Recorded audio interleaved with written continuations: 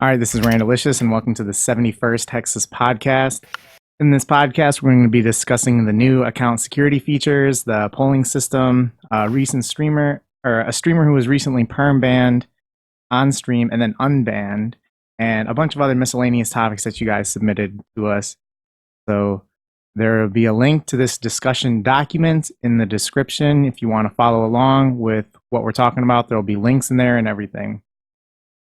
So previously, the podcast had only been available on YouTube and Twitch, but I'm happy to announce that the most recent one that we did and all future Hexis podcasts are going to also be available on Spotify, Google Podcasts, Apple Podcasts, Podbean, and we also now have a Hexis podcast site, which you're watching. We'll put that up on screen here, and yeah, the site's pretty nice. You can go through and pick out what platform it is that you want to view the podcast on. So really happy about that. So give us some feedback on if you guys want to see the other ones on there as well. That would be a pretty big task for us to get, just because we'd have to go through and make sure that those ones are all good as well. But all right, we'll get in. Oh, and by the way, if you want to submit a topic suggestion for the next podcast, there'll be links. We'll tweet them out on our Twitter, but also there'll be some links in the description. But okay, let's get it going. I'm Randalicious, and I'm the leader of Hexis. Yo, I'm jonge or Max, and I'm a Hexis general, and I play for fun. I am Zoydberg, and I'm the leader of the UK division of Hexis. I'm Arptastic. I'm a sergeant in Hexis, founder of Totus, and rank 350,000 overall. Hey y'all, I'm Abra, bronze star in Hexis, and I occasionally like to do speedruns. I'm Sween, senior community manager for old school Runescape. All right. Hey, Sween, so can you tell everyone a little bit, like, how long have you worked for Old School, and can you tell us a little bit about what your day-to-day activities in the office are like? Delighted to. So I worked for Jagex since August 2015, but moved to the Old School team in late May 2017, like literally a couple of days before the Inferno release. So I was in player support initially. I think that's when I first kind of interacted with yourself and Hexis, like via Sheeran and stuff back then. And then I joined the Old School team as community manager, then moved to video marketing and social marketing, and then moved back earlier this year. Yeah, just this year actually, as a senior community manager. Day-to-day wise, I've kind of made a couple of notes about what I've done this week, and then I'll talk a bit more broadly about like wider responsibilities and stuff. All right. Cool. So like this week has been quite a varied one. So this is a good example to give. So we had at the end of every month, the Old School team, everybody in the Old School team, everyone who works with Old School gets 2 days to spend on like project concepts and ideation, like culminating in us pitching the ideas to the rest of the team, offering feedback, voting on them, and then we'll like further quantify it. We'll look to get community feedback on those ideas and then see if we should proceed with them. So that's 2 days a week already gone. 1 day this week was spent off-site with the rest of the Old School leadership team, talking about 2020 and 2021 planning. So kind of looking a lot further ahead, less about what content should be added, but what we need to do to make the team better. So we're looking at refining processes for, I offered the example of project ideation. How can we make that work best for the team? Motivating them to come up with ideas and think of ideas, but also stuff like how can we further involve players? So we have a template we follow, which involves looking at data to justify a decision and also eking out further suggestions. But could we share those kind of things with players in the future? Get you to submit projects and concepts in the same way that we do it. So when it comes to releasing updates, it's coming straight from your voice. We didn't have a Q&A this week, unfortunately. Lots of sickness in the team. We had preparations for the game update and the lead meeting as well, the offsite. So none of that. Tuesday was mainly taken up by lots of meetings around sprint reviews, sprint plannings for each individual development team. weekly marketing stand-up, lots of daily stand-ups for my team. I had a call with Discord, so account manager at Discord. I had a call with CCP, the developers of Eve. We had a few meetings about PvP, polling, bounty hunter, and then some big topics, stuff like account security comms went out this week, which I was overseeing, and then the third-party client comms, which we're hoping to go today. Unfortunately, didn't, but will go out early next week. That's a pretty eventful week. It is hectic, always is, but that's what makes it fun. Generally, I mainly focus, so I don't kind of get into the nitty and gritty like Mod Acorn and Mod Gambit do, but as their manager, what I try and do is give them the resources and tools they need to make sure they can do their job to the best of their ability. I've had lots of tightening up on resources and processes lately. So when I first rejoined the old school team earlier this year, I wasn't very visible for quite a while because I had a lot of project and process debt to work through because CM hasn't really had clear, cohesive leadership for a while. But towards the end of last year, we had a new director join us. He's worked with CCP, worked with Riot. So he's kind of, from the top down, really reinvigorating what we do as community management. So I spent the start of this year and even up to now really trying to work through that and bring us up to a really well-working team. But now I'm starting to get visible again. So I'm popping on your podcast. I'm taking ownership of the Q&As again and getting to do what I enjoy most, which is community interaction. Okay, yeah. So I guess that kind of leads into the next question. You know, like, so community interactions, you would say would be your favorite part about working for Old School? Favorite and least favorite? I mean, it depends how the community is interacting on that day. yeah, I guess so. I work with some really, really talented people. So that's probably the best part. We've got a really varied type of person who works for Old School, and that makes the day like really flavoursome. I mentioned like how varied the day-to-day is. That keeps everything interesting. And when I try and communicate what I do, what really sunk in for me is how much I enjoyed my job. It was back in 2017 when, do you recall like the release of the Fishing Guild expansion and the Minnow platform? Yes. So I was writing the blog about it, and then I was like, what I'm doing for money is writing a news post about a way to catch a little fish and swap the little fish for sharks.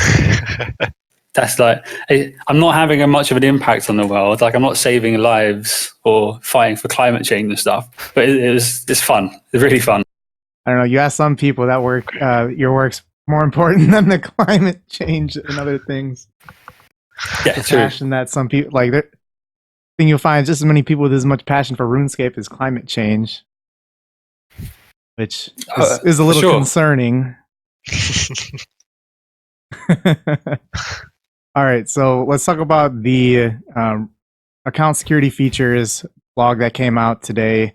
And with this, so for those of you who haven't read it, we have a link for it. But the main takeaway from it is that they're going to be adding backup codes to the authenticator, and that will serve as a powerful tool for you to keep your account safe. So for you guys who had a chance to see this, what do you guys think? And also this will be added to RuneScape 3 as well. So what do you guys think about this news post, and like what are you most excited about for this? So I've had a read through it. It does seem like a nice idea. I've got to be honest, I think like some other people, I was kind of surprised in a good way to see this come out. So it seems like definitely a move in the right direction. In fact, I logged on to the RuneScape site and then got prompted to enter my authenticator information, which did take me by surprise, even though I'd read it. But it does make a lot of sense to add things like that. And I mean, I think a vast majority of the community is very security focused, those who are aware of hacking and things like that anyway, so it's definitely a positive move, I would say. Yeah, I mean, it's a pretty short answer. I can't really overstate how long overdue it is, but it seems pretty positive. I'm glad that the authenticator to the site was added pretty much immediately. Yeah, honestly, it doesn't do a ton for me, but that's the one thing that I was like absolutely shocked. I think that's the biggest thing, really, the authentication for the site, because without being able to get into the site, you can't even put in the request if you get hacked to disable someone's authenticator and go steal their stuff and whatnot. because I'm already, I think, pretty secure. Like when I got hacked, like back in 2013, I actually went through and buffed up all my security. So I mean, not that it'll necessarily do me much, but I think it's a very good thing for everyone else. I'm really excited for this. I know that there's a lot of people who have, fallen victim to getting hacked, and it's not always 100% the person that gets hacked fault. There are some things some people could do to better make them or to make themselves more secure. But I mean, we've seen people in the high level community just in the last year get hacked, and then they quit. So there's certain they didn't do the best job at protecting themselves, but having more tools and resources to better protect yourself is great. And I think the backup codes are really awesome. I know that Google has backup codes for getting into your account for like the email, and that's pretty sweet. And I'm really excited for it. I'm really surprised with how receptive you guys and the rest of the community have been to it, because I can't remember who said, I think it was Zoydberg. He said how long overdue it is, and you're absolutely right. Like we're 6.5 years into old school now, and that's kind of been 6.5 years almost of victim blaming about how it's your fault. You should keep your account secure, but we live in a time when the likes of Adobe and Yahoo have their databases absolutely jacked and ripped apart and shared. So what could a normal person do to keep their information secure if huge corporations like that can't keep their stuff secure? So long overdue. I'm also quite surprised at how well you've taken this, because we're not really offering any concrete dates either. We told you 2020, but we've also explained why we can't offer dates, because I mean, we were hoping to get more work done than we have, but we have been sustaining like massive attacks on our login servers, authentication servers, and our number one priority is keeping the game alive. Project priority, account security is number one, but overall priority is just making sure like you can access the game, and that has led to delays. And that's why we're not offering concrete dates either, but no one really seems to mind that, which surprised me. We've also explained why we're not doing an auth delay. And again, I'm surprised at how well that's been taken. It's almost like the whole, you think you want an auth delay, but you don't. but we've explained why that is the case, and backup codes are a better alternative. So I'm pleased with how it went down. Obviously, no surprises in what the blog contains, going to help write it, but surprised at how well you've all reacted to it. Can't wait for it to happen. It is long overdue. Really good. Yeah, what kind of impact do you think that these security features will have for you guys as players? Oh, I'm going to tweet my password, so pretty happy about it. Right. No, I already said like I don't think it's going to do a lot for me, but yeah, for everyone else, very, very happy. Similarly, it won't do a lot for me, because as a player, like my account is quite well protected. Like we comment accounts, add notes and stuff, and all staff accounts are heavily commented. Like this person represents jagex, blah blah blah. So I'm fine security wise.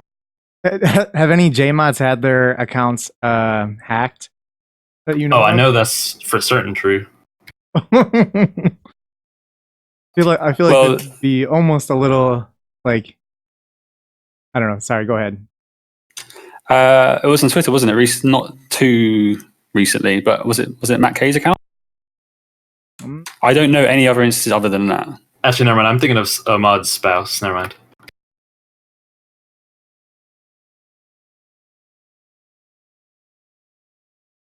I think it's pretty good. Kind of like Zoid. So I really like that, like just how much more secure it makes your account, and because there's a lot of instances of people who get their account hacked and they're just not able to recover it, and like the amount of accounts that just get lost in the whole hacking is really unfortunate. And anything to make the experience better for the user is going to be awesome. I know it's not always like it's not entirely down to the player. There are things obviously that jagex can do to heighten security, but I think a lot of people do take the stance of, well, it's never going to happen to me. And so a lot of the times when someone gets hacked and then you ask the questions like, did you have two-step on your email? And they said, well, no, but jagex could have done this or that. And so I think there are things people can do in general to make themselves safer. I mean, I personally have done pretty much everything I can do. I only use one email address. I use this email address for my account. I use different passwords everywhere. I've got two-step on in-game, on email. I'm pretty certain that I would never get hacked. And also, I mean, like, I don't give out my personal details, so I don't think I could even get recovered. But for a lot of people, they don't realize how easy it is to give that sort of information away. Like the other day, I saw a tweet and someone just said, "Hey, what ISPs do you guys use? I'm looking for a new one." And even though that's one piece of information, it's like the start of building up a profile about you. It is kind of scary how easy it is to build something up like that. Yeah, definitely. So, with kind of the knowledge that you guys have for keeping your account secure and everything, but in regards to the news post, do you have any suggestions on how you would try to improve it even further?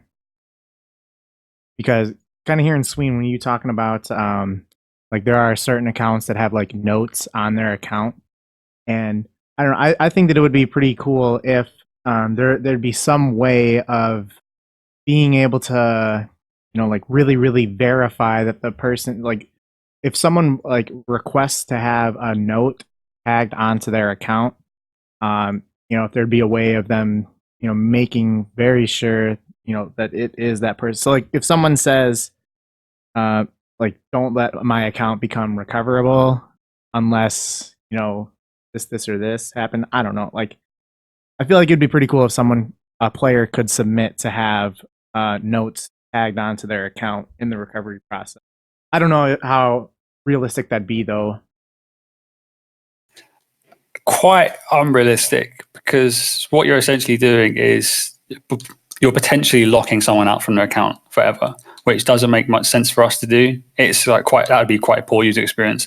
But the notes and comments, we can apply those to any account we want to. So when I first came across Hexis, I don't know if you remember, but it was like 2015. I think your website, like your site database, got jacked. Yeah. So what I did was I reached out to you guys, and then we were able to get all. Yeah, you gave me a list of accounts. Notes.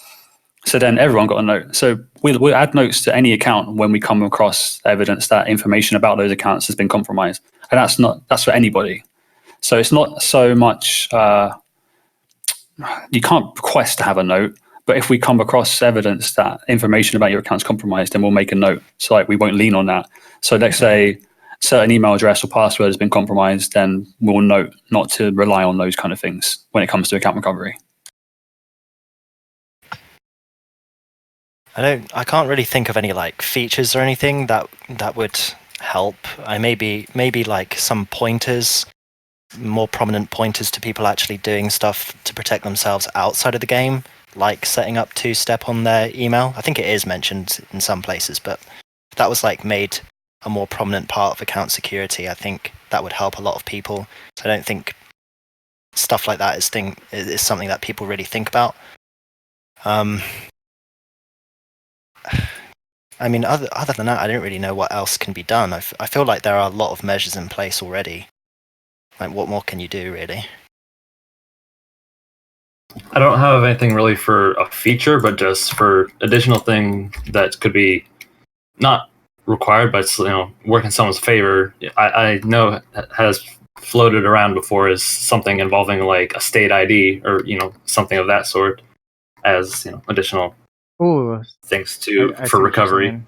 But more so just in general account security and just like all that stuff is just being able to like actually talk to someone live. I know that's also floated around as like live support. There you go. I was looking for the word support team.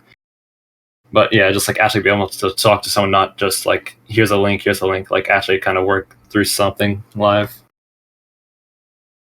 So we've tried live support quite a few times and different types of like support work.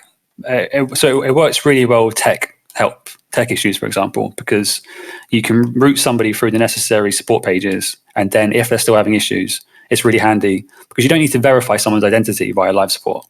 You can just for tech support rather, because it's not going to compromise their account in any way. But live support for somebody who doesn't have access to a RuneScape account, for example, that's really hard to do because how do we know who we're talking to? It's why Twitter, even though the whole meme is you need to go on Twitter or Reddit to get account security support, that's really not the case because we can't verify who you are. We need you to come in via an actual support ticket. And live support would just it encounter the same issue. We need you to submit a ticket so then we can capture lots of relevant information about your account, where you're contacting us from, that kind of stuff.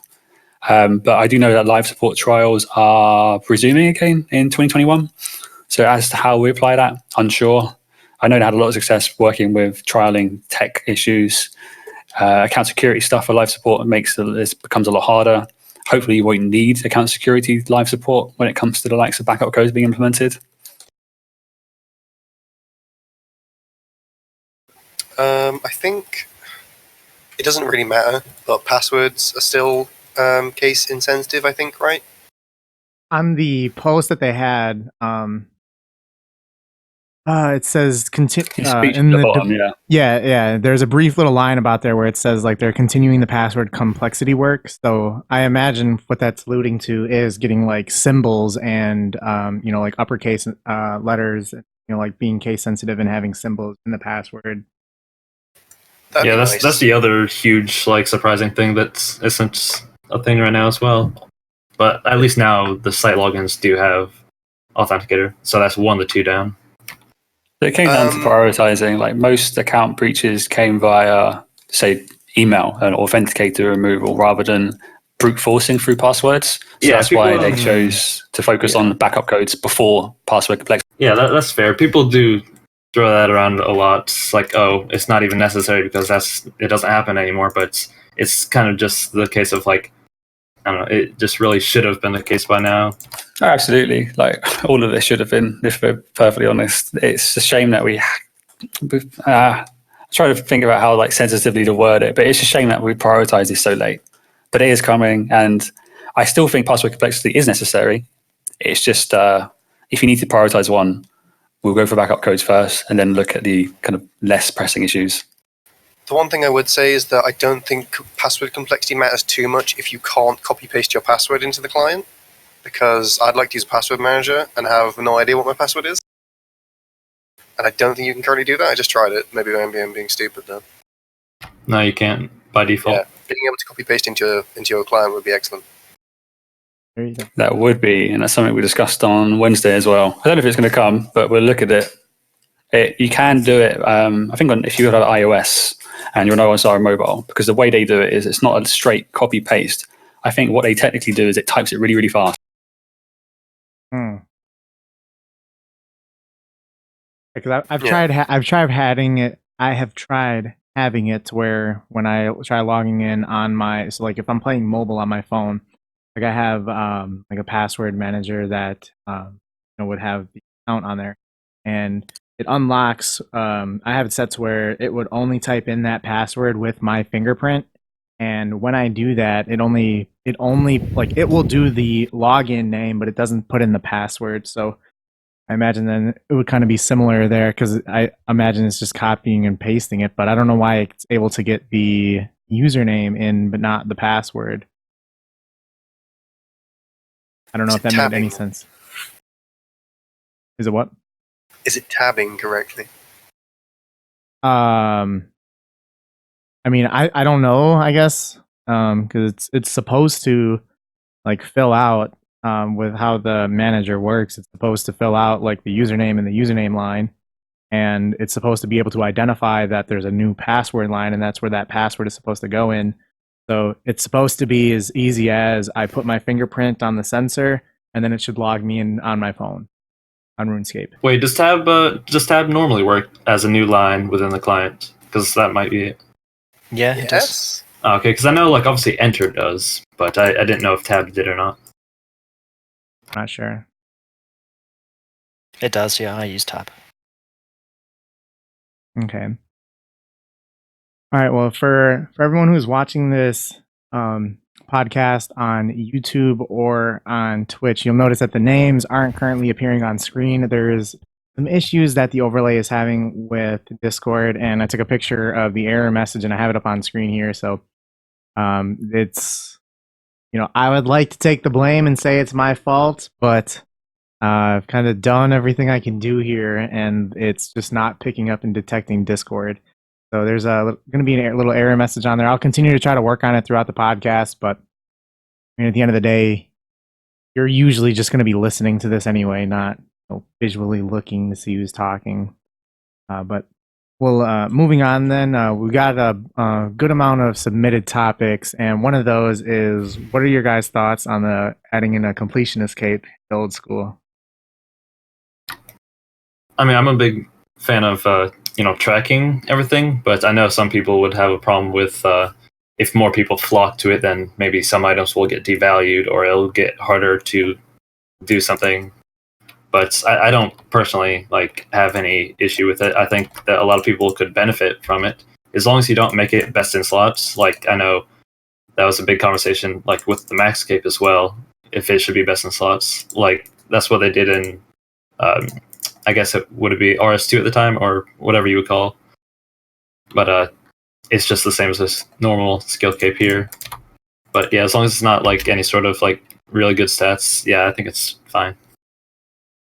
Yeah, I agree with you on the best in slot part, and I also would really like to see comp into the game, because I'm kind of burnt at the moment, and I think I would go for comp maybe. So yeah, I'm a fan. I think there's a clan that might be of interest to you, Max. Yeah, I saw that comment, but yeah, who knows? Who knows? You're totally right. Yeah.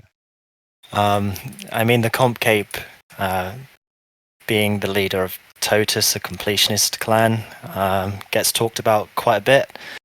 There are very mixed opinions, and even I'm not completely sure on what I really want. Comp cape would be nice to have, but it's one of those things where I just feel like it would cause a massive sort of like domino effect for what comes next. The main reason why people say they want it not to be best in slot is because they're scared of content being devalued. If there was some kind of guarantee that content wouldn't get devalued as a result of comp cape coming in, then I would be absolutely fine with it being best in slot. But just because there isn't that guarantee, and we've seen it happen in the past with skill capes, max capes, whatever, I think that's the reason why, if it did come in, it would have to be cosmetic. There's also the issue of how far they want to go with a comp cape, as in what requirements would it have. There's a very strict definition of completionist. If you do it once, it's done forever. And a lot of things in the game fall under that category, so it'd be whether they wanted to look at very high-level account-related things like quests, achievement diaries, music, spells, or if they actually wanted to look into the finer details of like the smaller things that can be completed, miscellaneous, that take you around the world, kind of like RuneScape 3 has done. I know currently with one of the JMods as a side project, but that side project's currently not going anywhere as a result of tap time being removed. But I mean, I'm not really bothered either way, honestly. I think comp cape will eventually come. It's logically the next thing that's going to come as a result of a lot of people getting maxed. But I think once it does get brought up seriously, there's going to be like a lot of discussion surrounding it.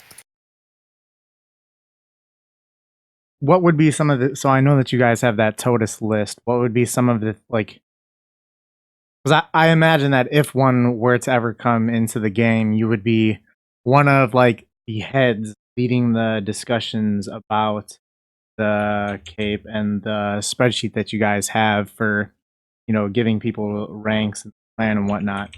What do you think? So I know that there's like a trimmed comp cape, isn't there? Right?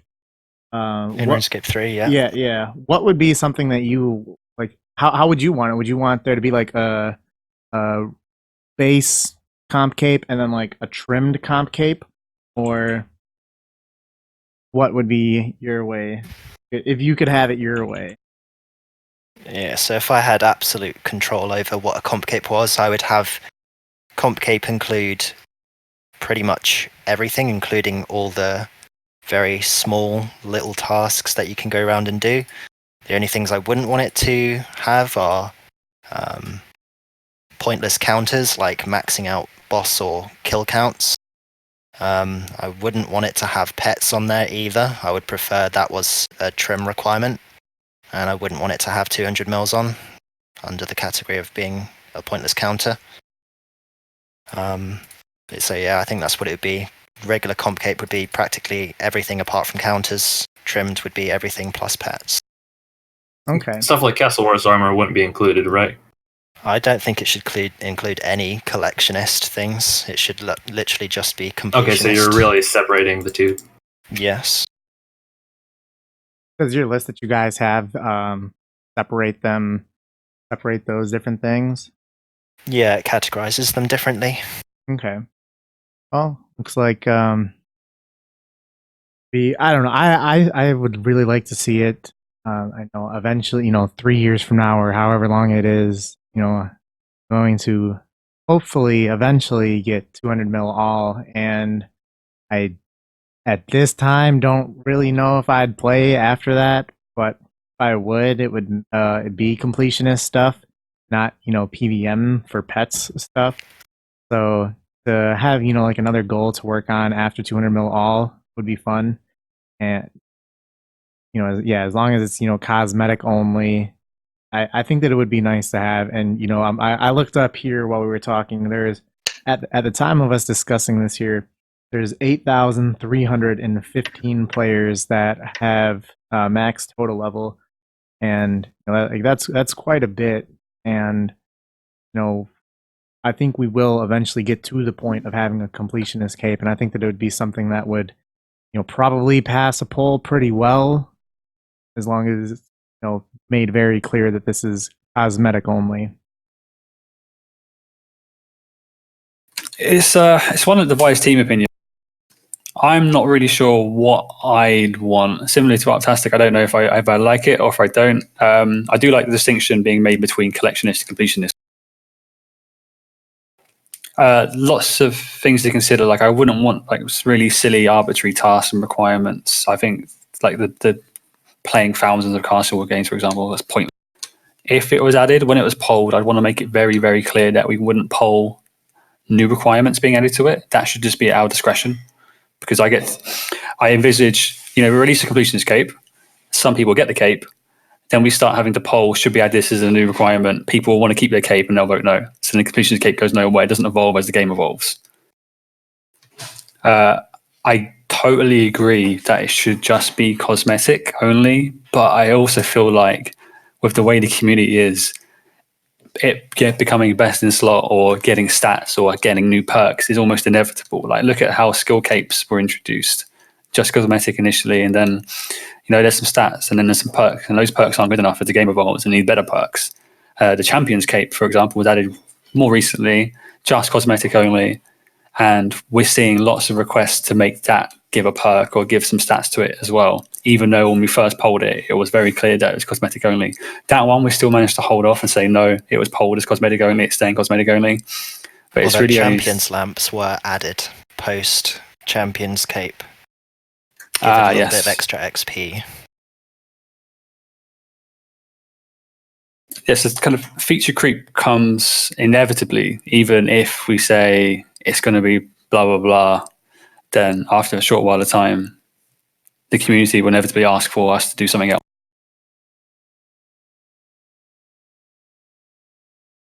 I guess that's my thought on it. I don't know. Is the answer. Some good things. It gives a lot of drive for people who want to be told what to do next. And like you said, we're getting more and more people back looking for a next challenge, but there are still lots of things to consider. And I wouldn't want to introduce anything like this without consulting because the likes of new types of players. So I've got a couple of points on this.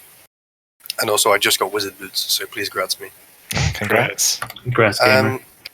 One of the things I've always liked about old school RuneScape, well, RuneScape in general over the years, and most games, is self-regulating communities that kind of form around certain things they like. So PKing is one, skilling is one, PVM is one, completionist is now one, thankfully.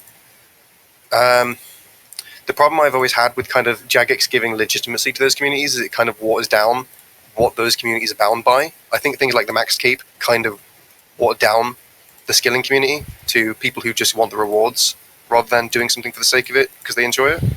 And I'd worry that the Completionist Cape would slightly do that as well. Even if it doesn't do anything, it's I don't know. It's always not sat well with me. Another thing is what you just said, Sween, about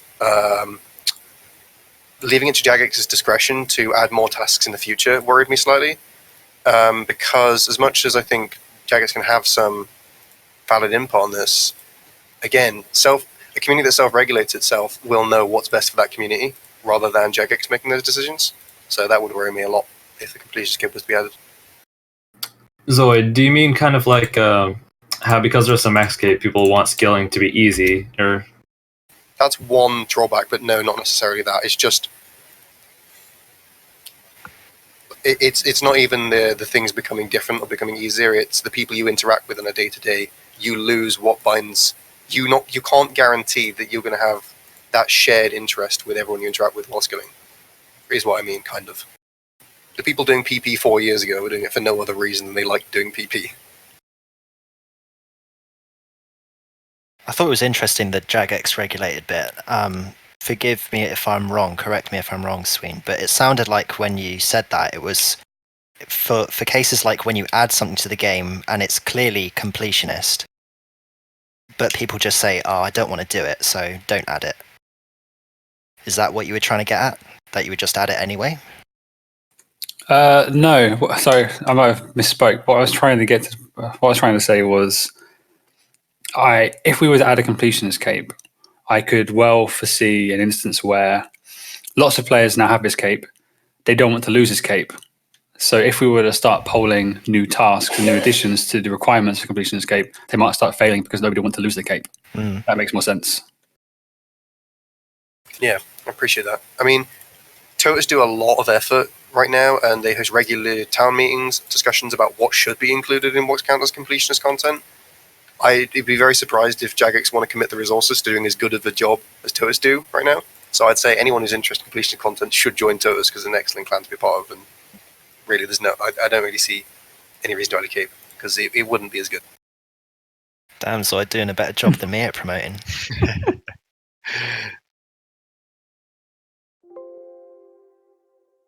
Okay, we had a submitted topic by Enlin. They ask, what is your fondest RuneScape memory?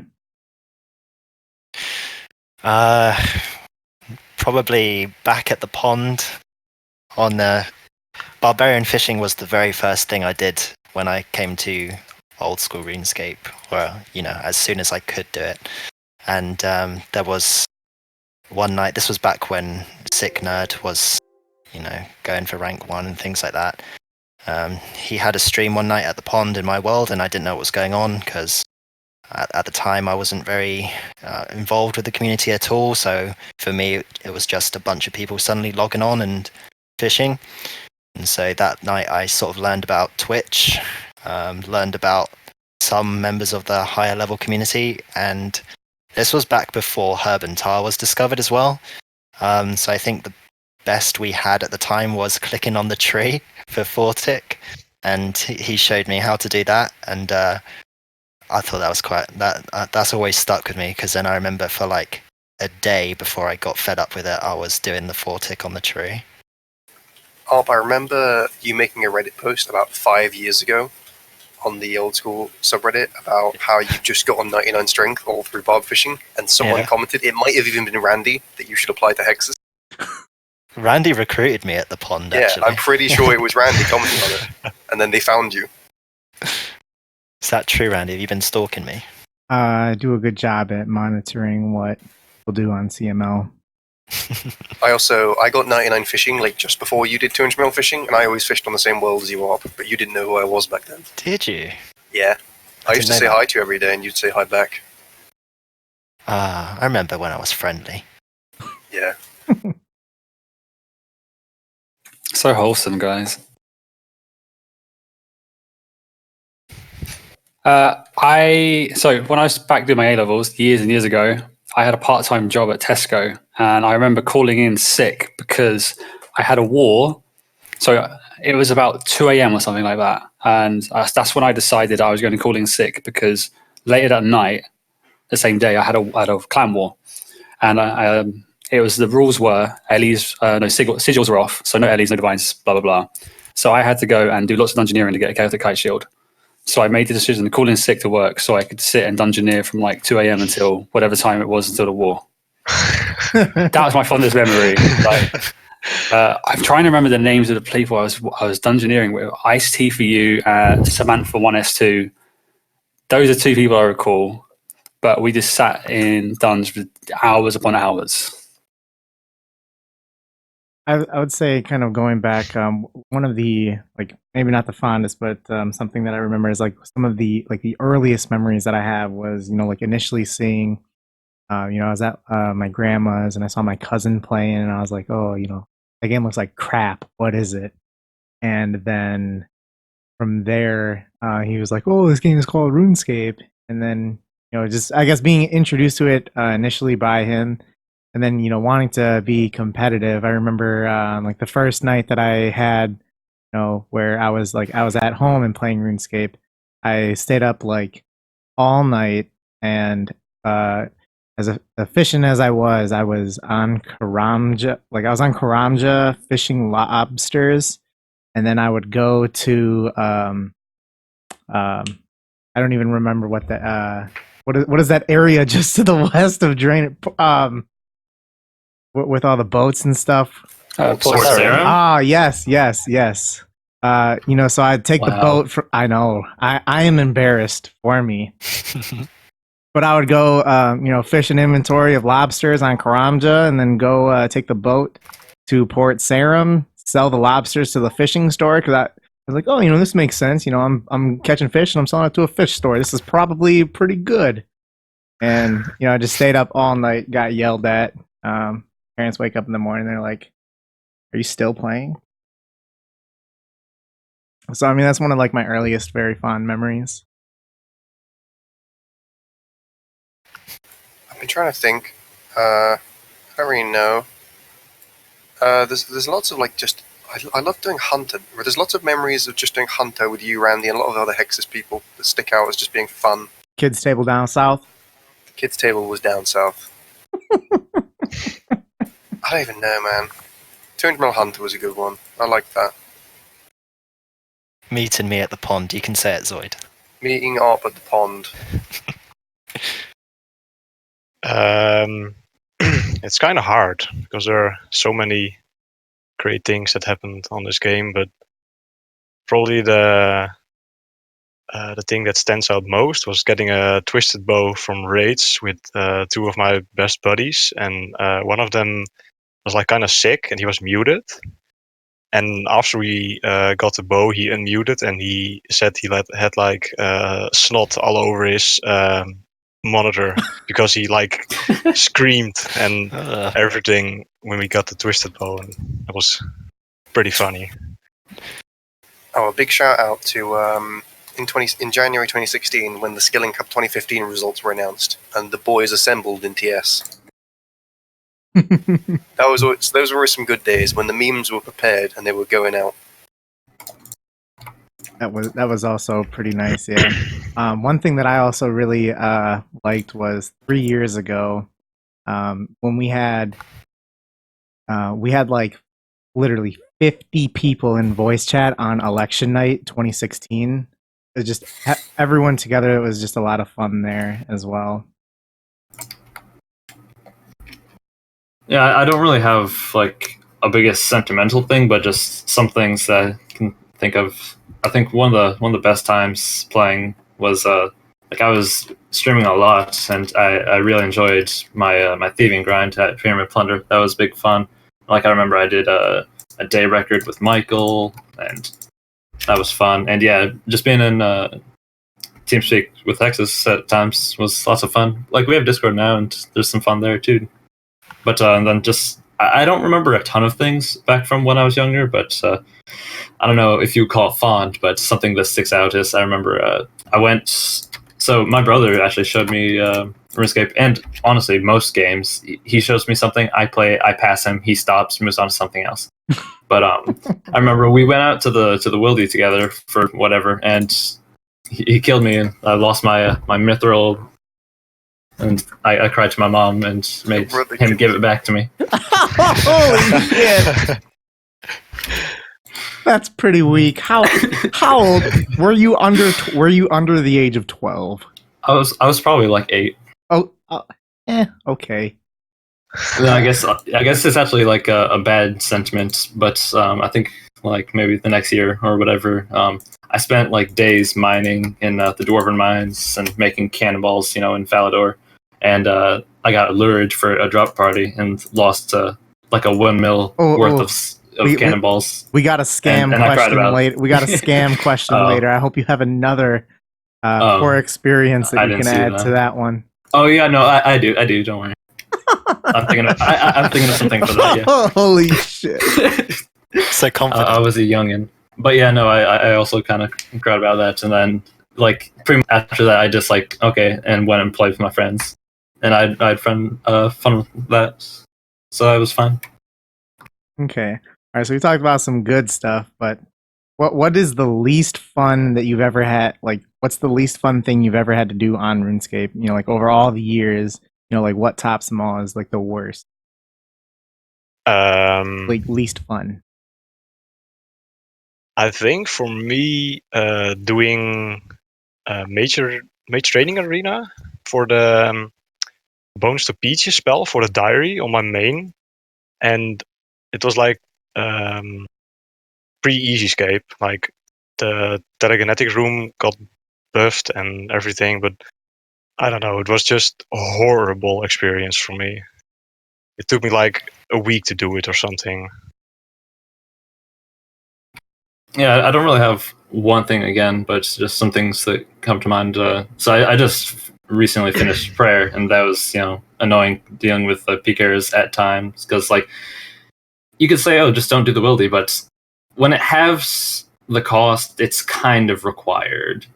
Basically, so that was annoying at times, and then also like Slayer overall was fine, but it was so annoying, especially because this was before mobile came out and there were more worlds. Oh, I just got the Elven Signet. Sorry, go ahead. Congrats. But finding worlds was absolutely horrid, and also back then that was before the farming clock was updated. So when you logged out, it would mess up your tree cycles. So that was just a horrid thing. Trying to find a world and also hoping like. Only hopping at certain times so I don't mess that stuff up. That was horrible. For me, easily construction. I don't know what it is about it, but I just detest the skill.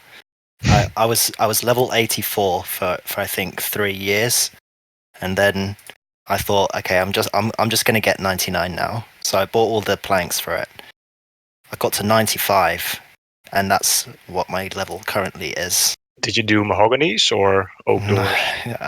I may have possibly done oak doors. Yeah, that's between us. But I don't know what's so bad about it really. But I had to like proper play music in my ears really loud to try and distract myself from doing it. I was like tried playing TV or movies on the side, but I just don't know what it is about it, but I just could not get into it. Let me just interrupt. I think construction is an awesome, wonderful, gorgeous, beautiful skill. God bless it. Fan donations, by the way. Rank 1, by the way. I did Winter Todd to get the set, and I hated it. I didn't even go unlucky. I hate Winter Todd. It's so annoying. It's not AFK. I have to turn the sounds on. It pissed me off. I did it for like 3 days, and I hated every second of it. I really enjoyed doing Winter Todd with Vegeta when he played. Like that was a lot of Hexis PVM. I remember that. Yeah. Oh, we have to go back a question because when Hexis got the world first Orm kill was a fucking. Yeah, I was about to mention that. I was surprised none of you mentioned that. Yeah, I should have mentioned it. It was so good. Dude, the PVM clans were livid. They just like they didn't believe it, and then they were like, "Well, you died 20 times, so it doesn't matter." It's like so that doesn't really count. Hey, man. Yeah, that was like I remember waking up and seeing that, and I didn't believe it when I saw it. I was sleeping at the time of it being released, and then everyone's just like, Hexis first raid kill, and I'm just like, are we memeing right now, or like there's no way. There's no way.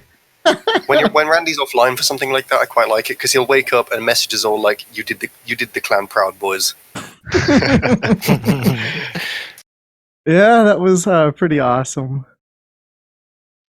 All right. I think the least fun that I've ever done on RuneScape was when I was getting so the end of Slayer I really enjoyed, but doing Slayer from like 70 mil XP to like 140 mil XP, man, that was just really, really terrible. I did not like it at all. It was a real pain. I was doing a lot, I was doing a lot of agility just because I didn't enjoy the actual Slayer part.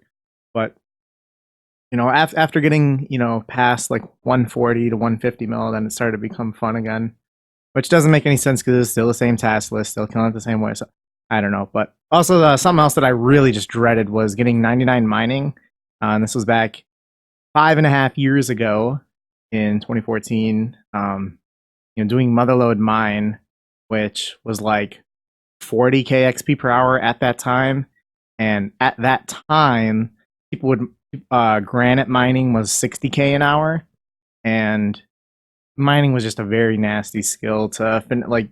It was my last skill before maxing, and that's when I was like just dreading it, and I was like, yeah, I think I'm gonna quit after I max. This is bad. The Golden Nugget Challenge, dude. Yeah, took a while to get Classic. beat.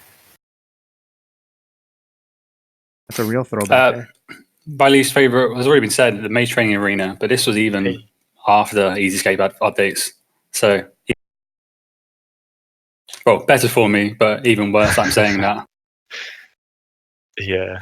Oh man, it was so bad. I love the telekinetic room, and I don't know why people don't. It's so relaxed. It's like doing Ardy laps. Is it though? No. It's like doing 5 agility courses, right? Like, but you do like one lap, then you do a lap of a different one. It's so easy and so relaxed. I wouldn't mind more rooms to that variation. What That makes sense. Yeah, I mean, training arena? so like the telekinetic room, for example, I didn't like the fact that it was all so similar, like lap after lap after lap. I'd probably prefer more variety. Player submitted rooms. Okay. I don't know. I'm probably never going back there again. So Yeah, I'm not. Do it for the diary, then you're done for life. yeah. All right. So this is submitted by Watu's. And he asks, what are your guys' favorite skills and what makes them your favorite? It could be your favorite all time or just what your current favorite is. Hunter, without alts, 3-tick, because it is relaxed enough to where you can start autopiling it. Once you've done 100 hours of it, you start autopiling it. It's really easy. Specifically, I'm talking about Black Chins here. It's just varied enough, and at the time I did it and Randy did it, PKs were in a state where this was on the 2K world, which hadn't been out for that long, and there weren't that many PKs who were 2K. So you'd see the same people day in, day out. You draw up relationships with people. The social interactions of Black Chins at the time were very interesting. Me and Randy had very different experiences because we had different levels of willingness to deal with PKs. I did not negotiate with terrorists. I remember. Go ahead. Ignoring PKs, it was just varied enough to keep you engaged but not stressed at all. And some of the best moments on RuneScape are just the interactions I've had with PKs, and one specific PK comes to mind, which is obviously Volcano Mom 53. I forgot the legend. What the absolute legend. Man, I hope that he's doing well. Oh, he's doing well. I speak to him every now and again. Are you really? Yeah. Is he on RuneScape, Discord, or Twitter, or what? No, on Twitter and stuff. Just see him every now and again. Can you give me his Twitter? I want to tell him I miss him. I'll find it. It changes quite regularly though. Yeah, Volcano Mount. What a name. All right, go ahead, Sween. So as I've gotten more casual and lazy, because I'm going to use the excuse that I'm busier now, probably fishing and mining, just because it's easily AFKable or it's something I can do like quite easily on mobile.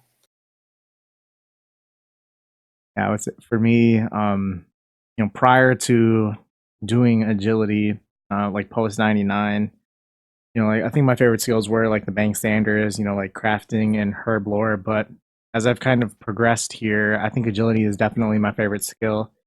The amount of multitasking that you can do on the side of that is nice, very soothing. Not failing courses is pretty nice. You guys. I think Kieran was talking pretty badly about the rooftop courses during the Runefest reveal for the Mauritania expansion, like that little like pyramid plunder type agility game. And he's like, Yeah, I was about to ask you about that. yeah, he was looking like, forward to that. he was like, does anyone really like running in circles over and over again? Yes. I was like, yes. There's a lot of people that really, really do. So I was definitely go with agility as my favorite skill. I've only got 47 mil more, and I will miss it dearly when it's gone. I remember when you hated agility. Yeah. Ugh. You despised that skill. I remember me, Vior, and you were doing agility, and me and Vior were showing you, like, Randy, look, we can do it on mobile. Like, this was on like TeamViewer, so like way before mobile actually came out, and you were not having it. We were doing it with our eyes closed, but Randy's not having it.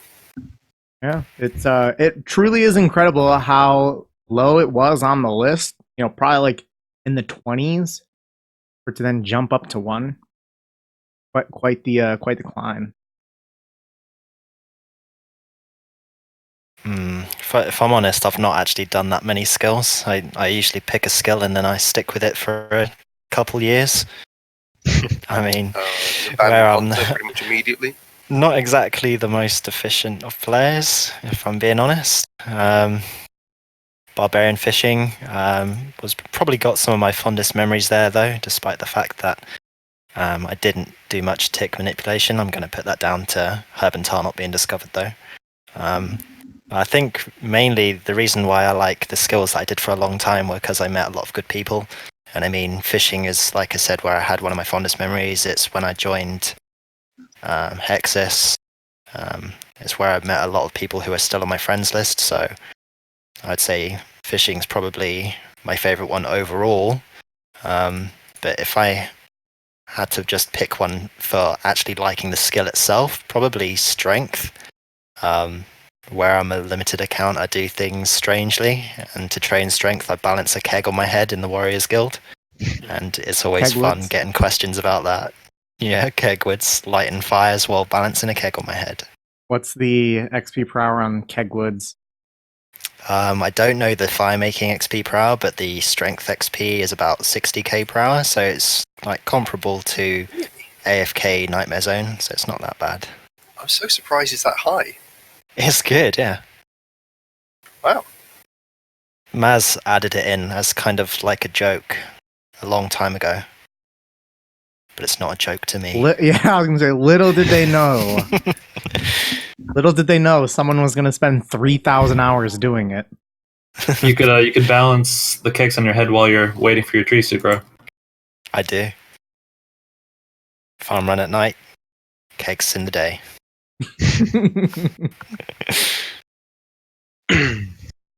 Yeah, for me, Slayer, 100%. I still miss it every day. And I hope they remove the cap from my account so I can go to 400 mil Slayer. Slayer Please 2. now. Yeah. Right, so I was actually just looking through my skills, and the ones that I've done so far, like there's been parts of it that I've really enjoyed for all of them, and there's kind of a reason that makes sense. The ones I haven't done yet that I don't necessarily look forward to, but yeah, I still think the best for me was probably thieving. It was a decent speed for it to not like drag on way too much. I could do it myself if I wanted to, or I could do it with other people. So it's a little team effort, and it's slightly faster, and you can talk with them. Like in the CC, you call out the doors. that was much of fun. And it's not quite autopilot, so you do still have to kind of think about it a little bit. So, there's a little bit of skill involved, so that makes it fun. Our next topic that we have submitted anonymously, but they say any advice for people that are starting very late, as in I guess now 6 years late, and they say that it can feel demotivating to compare yourself to people with 6+ years of gains when you're new. Any advice? It depends what you're playing for. If you're actually playing old school RuneScape to try and be noticed, I guess, in terms of recognition on the high scores or whatever, it is too late to compete on the actual main high scores, unless you're going to come in with the same attitude Lynx had, and you're willing to put in a lot of time to learning mechanics, which obviously most new players to the game aren't willing to do. Then you're better off either looking at a different game mode, or perhaps putting a limitation on your account to make it somewhat different. But if you don't care really about high scores or anything like that, I mean, most people who come back to old school RuneScape come back because they played it before. Try not to focus too much on the high scores. Just play for fun. Do what you enjoy, rather than worrying about what other people are doing. Yeah, I agree with you. And also on the comparing, it says it can feel demotivating to compare yourself to people. And in my opinion, you should never compare yourself to someone else. IRL or in-game, just focus on your own goals. And yeah, that's the only advice I'm giving. Never compare yourself to anybody. I would say I would recommend playing Iron Man, because I feel like for someone who's starting 6 years, if I were to just start playing RuneScape now, I would make an Iron Man if I didn't have a main account.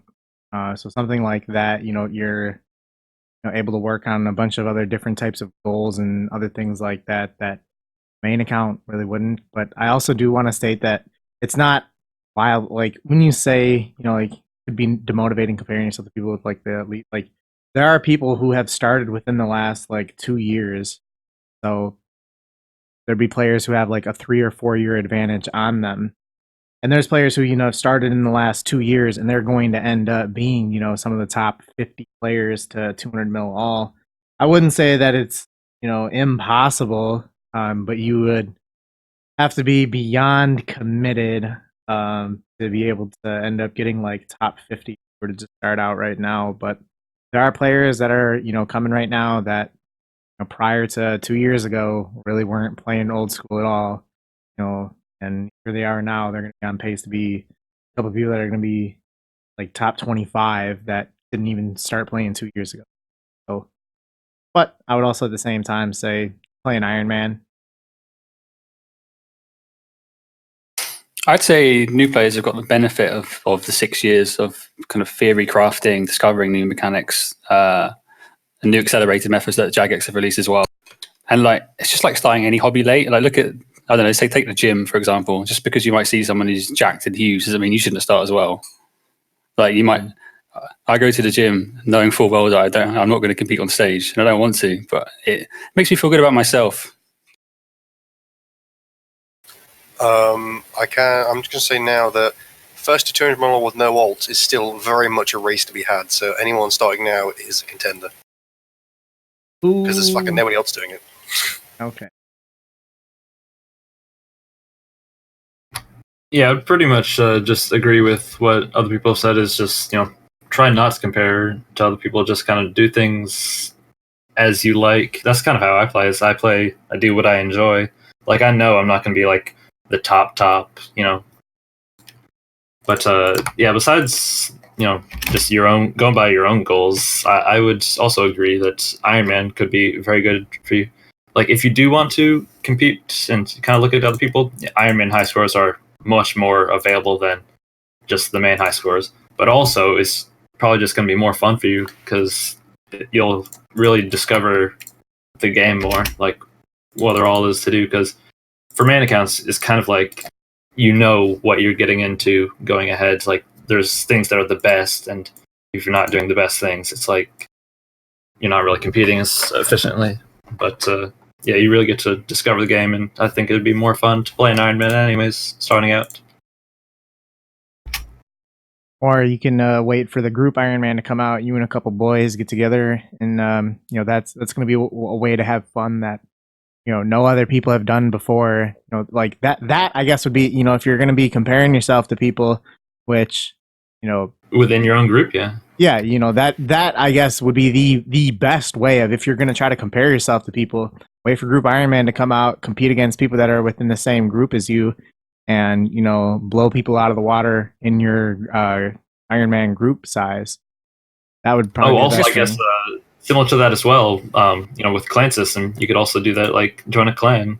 That's something that's very fun. Even the likes of King of the Skill, and to an extent, but it's not quite the same. Leagues offers almost like a time limited opportunity for you to cement yourself. Yeah. Ooh, good shout.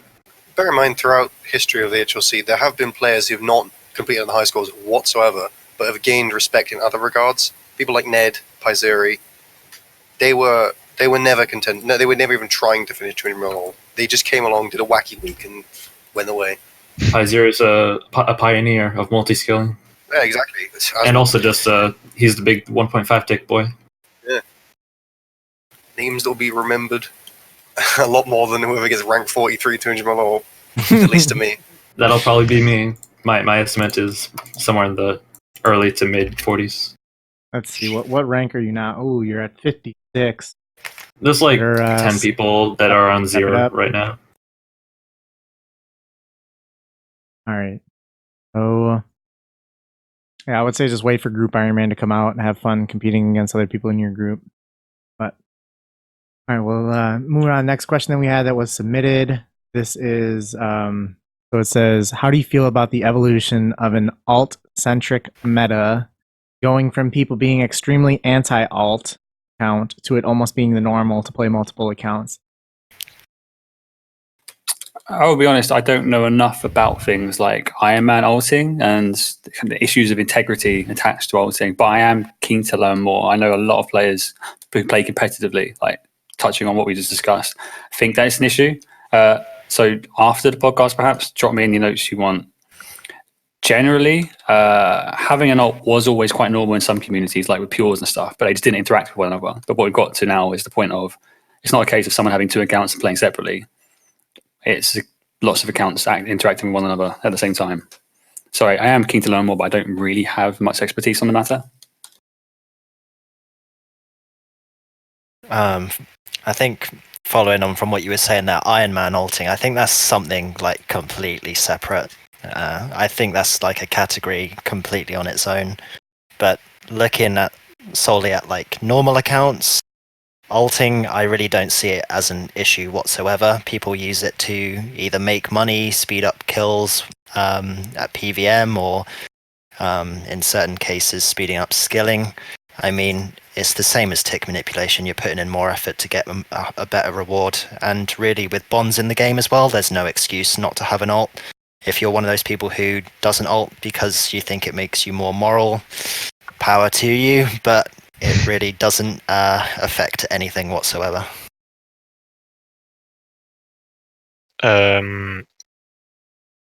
Yeah. I'm not sure how to feel about this, because I used to be like kind of a non-alt player. Like I played a Monkfish alt for my bonds, and but yeah, it's like kind of you have to play alts to compete. So it makes some skills very interesting, like Slayer, for example, and with all the luring and everything. But I would like to see it go back to basic, I think, and that's what I'm gonna do for like the future. I'm probably gonna stop playing alts and Solo lavas. Yeah, I'm gonna do like the skills I really enjoy, like solar lavas, woodcutting, agility, mining, and I'm just gonna play my own game, I think. So alts are cool, but not for me anymore. I think that it's a very interesting shift. So I remember there was like an official news. So in the first like 14 or 13 months of Old School being out, it was technically still a rule that you couldn't be logging into all your accounts all at the same time. And with that, and like they can't interact with each other and stuff. And I remember because I was I was still mining at the time, and there was the news post that alt accounts are now pretty much allowed. Not that they had. I don't think the rule was enforced during the first year anyway, but at the at the time that came out, you started to see like a little bit of a shift for some players like that. That's when I started creating mine. With that, I was able to, that's when I created like the first Wyvern alt accounts, and that was a lot of fun. And I think that it's the people that were very anti-alt have, kind of burned off in a way. They're not playing, just like similar to how, the first polls that we had in Old School, most polls in the first few months failed because there was a lot of, purists, and over time they just stopped playing. And I think that just gave more room for people who do play on alts to start playing. And yeah, with the bonds as well, I think that definitely gave a huge boost to playing on your alt, because there's people don't want to pay $50 a month for membership, but they might pay 20 mil or however much it is for those. And I think that it's something that was eventually going to happen, kind of as we talked about on the last podcast with like some of the really crap plugins that certain clients have added. Like that being something that was inevitable. I think that the shift from, the shift in clients and the shift in alts was something that was going to be inevitable anyway. Yeah, I agree. It kind of was inevitable, especially because it's probably one of the best business decisions Jagex have made. Lots more money flowing their way when they give that green lights, and yeah, ever since it was allowed. I don't know where I was going with that, but I've never really been against it. It just wasn't something that I saw myself doing at first. But then, as I got more serious about like actually competing, to some degree, of course, I joined the boat and have my own alts. But when was interaction made legal between accounts? I think it was kind of from the start, really. Well, it was. They made a news post and it became allowed in 2014, where it'd be okay for them to interact with each other and all of that other stuff. Because I remember I made a video about it, and I'm gonna try to see if I can go through and find it. But yeah, it was definitely like April, May ish, 2014, where it was then at that point okay for all of your accounts to interact with each other and be logged in at the same time. The only real downside I can think to it, though, is that it makes it harder to compete when you don't use it, because skilling supplies would be more expensive, etc. No, I really like it because, kind of as Arp was saying before, you're putting in a lot more effort and you're getting. Well, I mean, yeah, that makes sense for like. I think that it really opens up the challenge of competing. It's not just. Well, no, I'm talking about like buyables, not like Slayer or like. Well, I mean that's gathering skills. I completely agree. Like, for rune crafting is over 20 bill if you're going to do it efficiently, and you need to if that's going to be a realistic goal of yours, like it's going to take some skill to make that money on the side of doing all your other stuff as well. The alt question has been it's something that it's a whole conversation about how the community's managed to regulate itself over the years. I'm going to try and avoid it because I think probably Ging's manifesto, for the lack of a better word, sums up pretty much what I think about it better than I ever could. So I'd recommend anyone who's interested in alt stuff to read it. I don't know where it is these days. Probably still going to tweet it somewhere. I think the thing about the putting in more effort for more reward, it's always been a bit. It's always fallen short with me because I think the vast majority of people aren't actually doing that / getting that. The vast majority won't use IC rune dragons to make money, and I think alts to enhance skilling methods are a different thing entirely to me to alts that just, pay for your bonds or alts that fund your buyables. I've always had more of a problem with the alts to fund your buyables because you're putting in zero effort to skip thousands of hours on the game. I do remember, I think the two big names I remember doing it were you and Hey Jace, Randy, making Wyvern alts. Mm-hmm. At that time, some of the earliest. Yeah, at that time and for a long time, probably alt users were in the minority. I think in 2016 the scales probably flipped. I've always hated. I mean, I did try and use alts when I started skilling. I hated it, and kind of my opinion on them evolved as I skilled and interact with people like Ging and Trickle, especially. I don't think that I'd still be playing right now without alts. I think that makes the gameplay a lot more enjoyable, and I would also say makes certain goals more realistic for players to achieve as well. Like, I would not have done solo lavas for almost 3,000 hours to get 200 mil, but if I'm paying 3 or 4 runners, I could definitely see myself spending less than 1,000 on it, and I think it just makes the game a lot more fun for me, at least. Yeah, I mean, this comes back to slightly ties into what I said before about people doing things solely because they enjoy them, and the people who did finish solo 200 mil lavas, the people who remember that they did it that way will always look back at those names and think that's much more interesting than Randalicious doing it with Report. I don't know. I disagree a little bit. It's because I don't know. Like Paul has his. Hold on. Like, wait, hold on. Wait, no. Hold on. Okay. Every time that you mention Paul, I want you to replace that word with no one perfect. Continue. Okay. Continue. Royal Sir, no one perfect. Wait. Oh, wait. No, that's Alkin. What are you talking about? What? What? The player, Wasn't that Alkin? no, the player, no What? one perfect, Egyptian dude who did Nats to the real, and let me be very clear, the real world first Nats to 200 mil True. player, no one perfect. I guess I was a little confused there. Maybe that was his previous name. I just have bad memory. No, he ended up getting banned. Oh, okay. But So he it was a still different did get person. 200 mil. Okay, so world first. So Paul wasn't really first, then was he? No, he wasn't. So anyways, never at any point. Never once. All right. Okay, I gotcha. So regardless of whom, I'm just saying as a concept, I don't know. I don't really think that matters too much. I thought it was kind of silly, and especially like when Deaths came out, it's like he's just making it slow for himself to just have a pointless title. Yeah. World second. All right. Let's move on to the next question that we have here, and the submitted question and what they're kind of talking. They want us to discuss, if there was a vanilla old school RuneScape server that releases with how the game was when it initially launched in February 2013.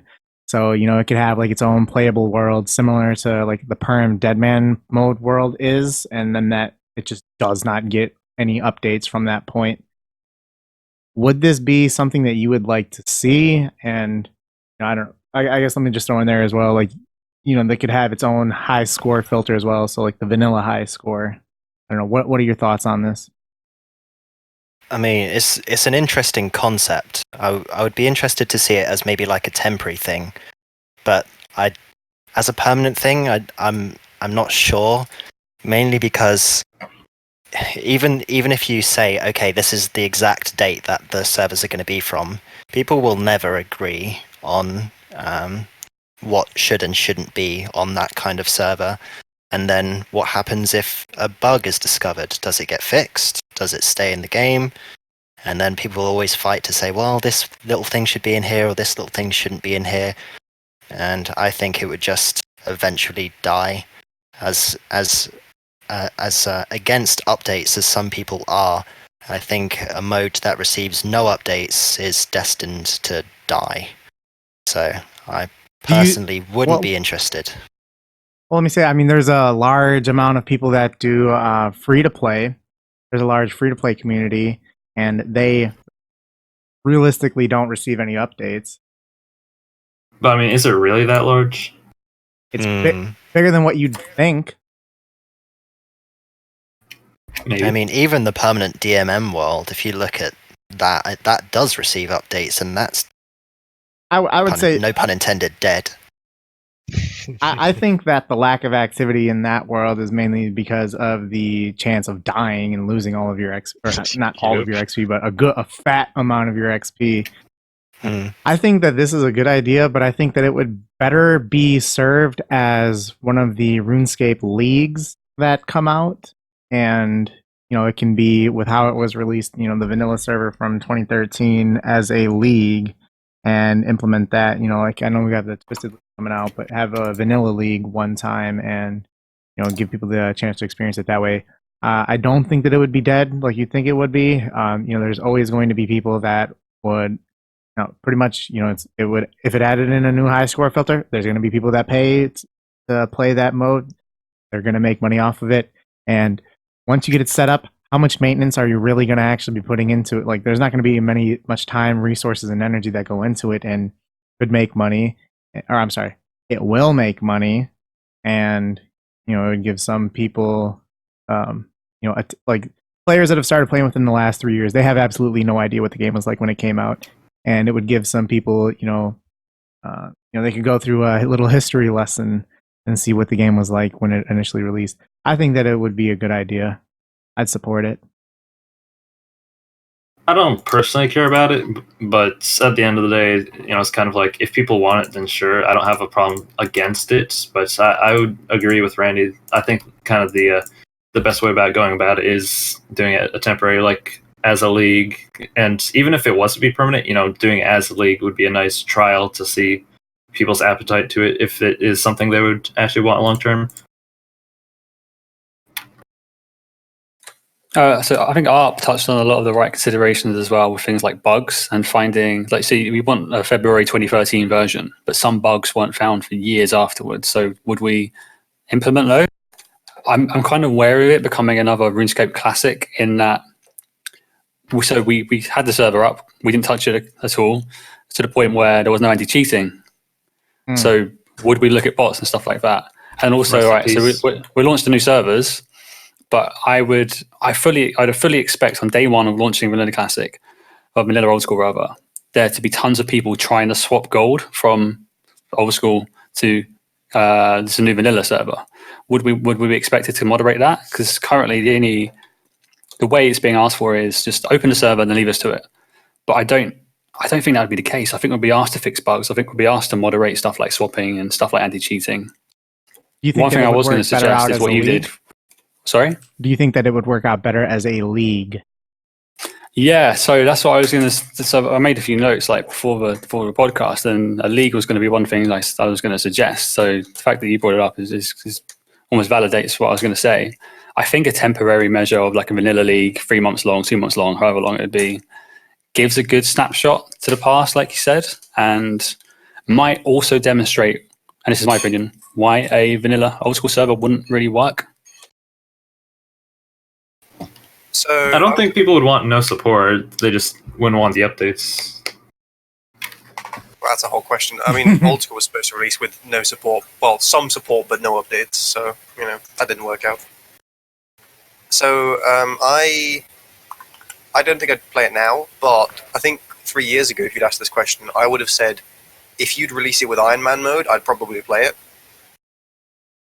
I think that'd be quite interesting. The main reason I wouldn't play it now is mostly because I'm not that motivated to play the game a lot, so I wouldn't really get anywhere. I'm playing, as a slight comparison that's not been brought up yet at least, WoW Classic released about 2 months ago now, and that's also going through the same thing Old School had at the start, where there's discussions about what to do in, about 2 years. In Vanilla, 2 years was when an expansion was released, so there's a discussion about what happens then, really, and probably the same route Old School goes. I think, no updates is just never going to happen, realistically. But I play it as Iron Man, basically. I would like to see it in game, I think, but it's probably better for it to be a league, I think. Like, I'm not really interested in the Twisted League, but if they make a Vanilla League, I think I would play that. The But- one thing sorry, go ahead. Like one thing people are forgetting, I think, about vanilla is that there was like no quality of life in that, and like moving the camera with your mouse wheel and Oh, I stuff love like that. People like are forgetting that it wasn't a thing back then. And I think who like remembers a lot of people. backwalking? Oh yeah, Uh-huh. dude, that was a long time. It was horrid. I didn't think that was still happening on certain NPCs. Yeah, but I think a lot of people are forgetting like it was really basic back then, and yeah, I think. No, No, go ahead. I would say the one little tiny thing that I would hate about it, though, is the whole meme of, then it would be old school RuneScape. Yeah, I was just going to mention, I really like that the discussion in old school has got to the point where it's, seriously, do we need old school? Yeah, and not even that, but just like an additional thing, like at what point do we stop calling this old school? Like it's kind of based on the spirit, but it's like at what point is it so far from the original that's, maybe a change in name is warranted or something like that. I don't know. I think a change in name would be terrible for marketing purposes. Right. I mean, I don't know what you would call it, and I think it probably would be a bad decision, but just, at what point does it feel so different? I mean, it's never supposed to be about...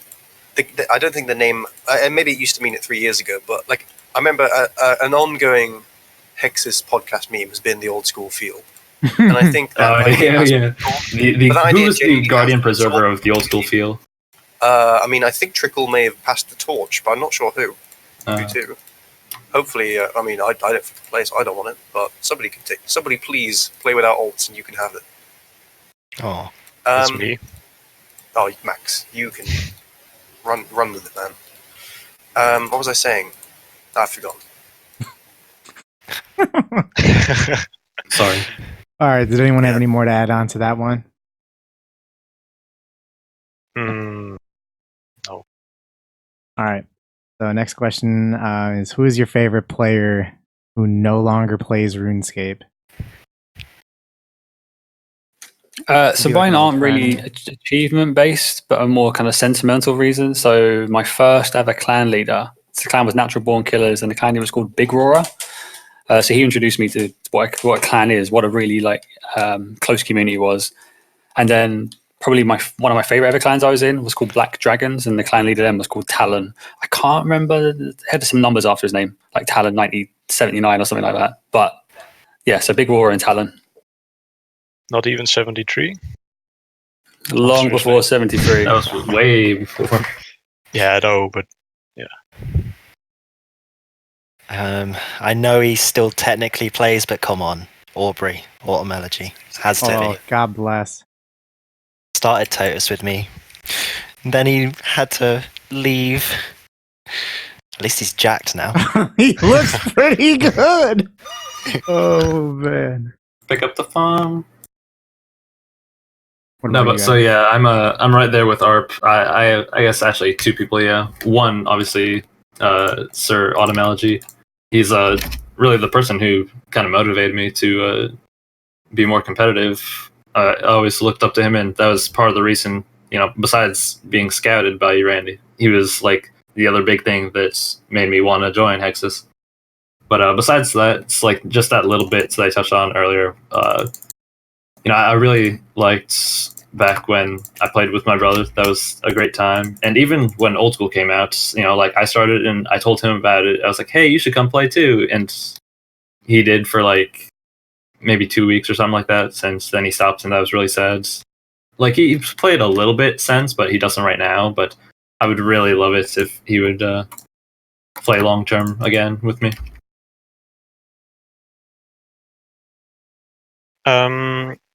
Acid Soul, 100% Ooh, Acid Soul. Stolen mine. Just his videos and his lost in the flow with Acid Soul streams, just amazing.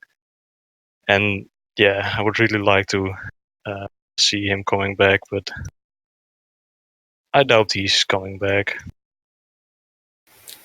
Yeah, I mean, there's so many people that the HLC has lost over the years, very unfortunately, and absolutely I have to mention Aubrey as well. In what's the word? Tandem with another person, still technically plays the game, but if I've just thought another person because this applies to still technically plays the game, but he's not the same player, so I'm going to count it.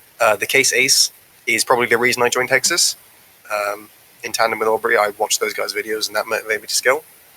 Because I mentioned the case Ace, I've now thought of Orangehead, who is a different person. So Orangehead is dead, essentially, and I miss him.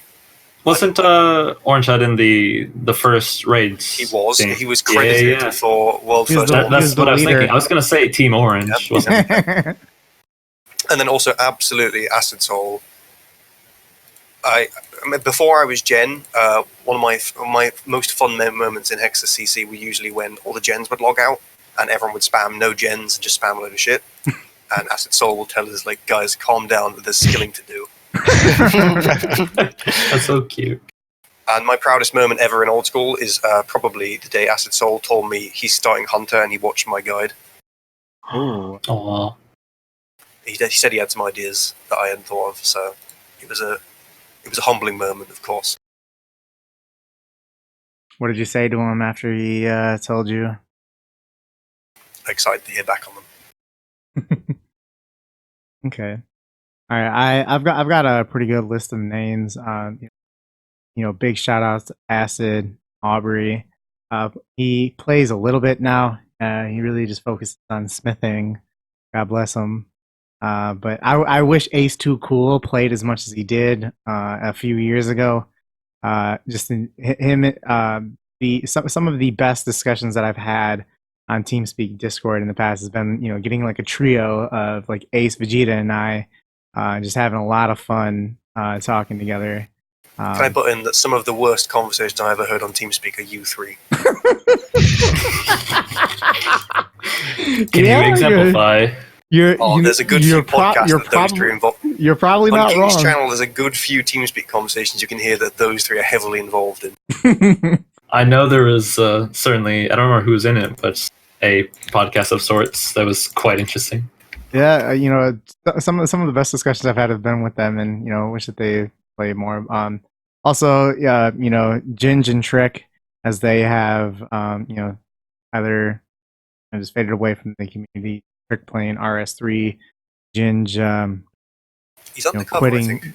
Yeah, he quit his main, but I think he sometimes fishes on that. I don't remember what the name of that account was. It wasn't a PG name, but No. he did return. I don't know if he still does or not.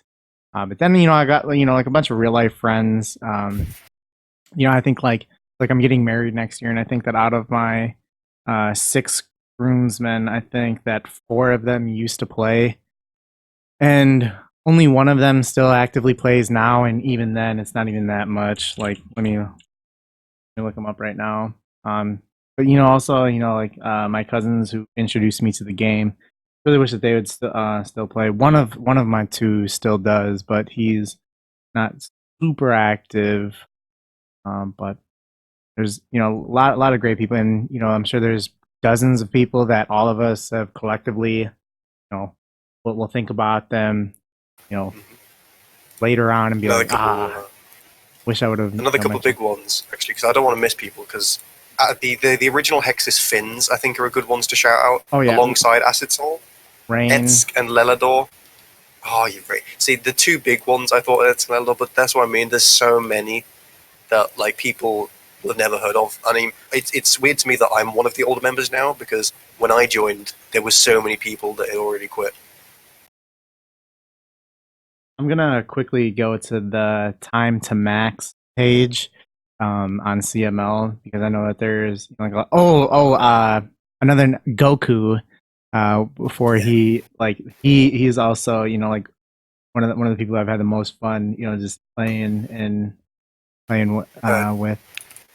Tazar Hero, excellent guy, and Omar. I like those guys. Yeah, I mean, like we could probably go on for hours about all the great people. Really good. It's like What a great game. I hope that it kind of stands out to people. Like people like to complain about the toxicity that is in like the high level community or just like on RuneScape in general. But you kind of have to disagree with that, given how many people there are that there's a lot more great people out there than there are people that are just shitters. So You just got to make the connections. yeah, it's Speaks to the power of clans, right, guys? just Not even just good clans. human nature. But all right, let's move on. Let's move on then. Okay, you know what? I'm actually gonna skip that one. So DW, one of our smileys, submitted a question, and he says, what do you guys think about the current inflation in the RuneScape economy? Bonds are pretty much at like 6 mil, and the amount of money that players can make per hour. So given that, whether that be like, through PVMing or, playing, being able to play on multiple alts at a time to make money, it just keeps going up. What do you think about inflation? It's pretty normal, right? Look at R3, like bonds are 22 mil, I think. So, yeah, it's nothing to worry about, I guess. Yeah, I don't really see it as an issue. Bonds are going to be however much people are willing to pay for them. Same with any other item, really. If people are earning more money, more people are buying items.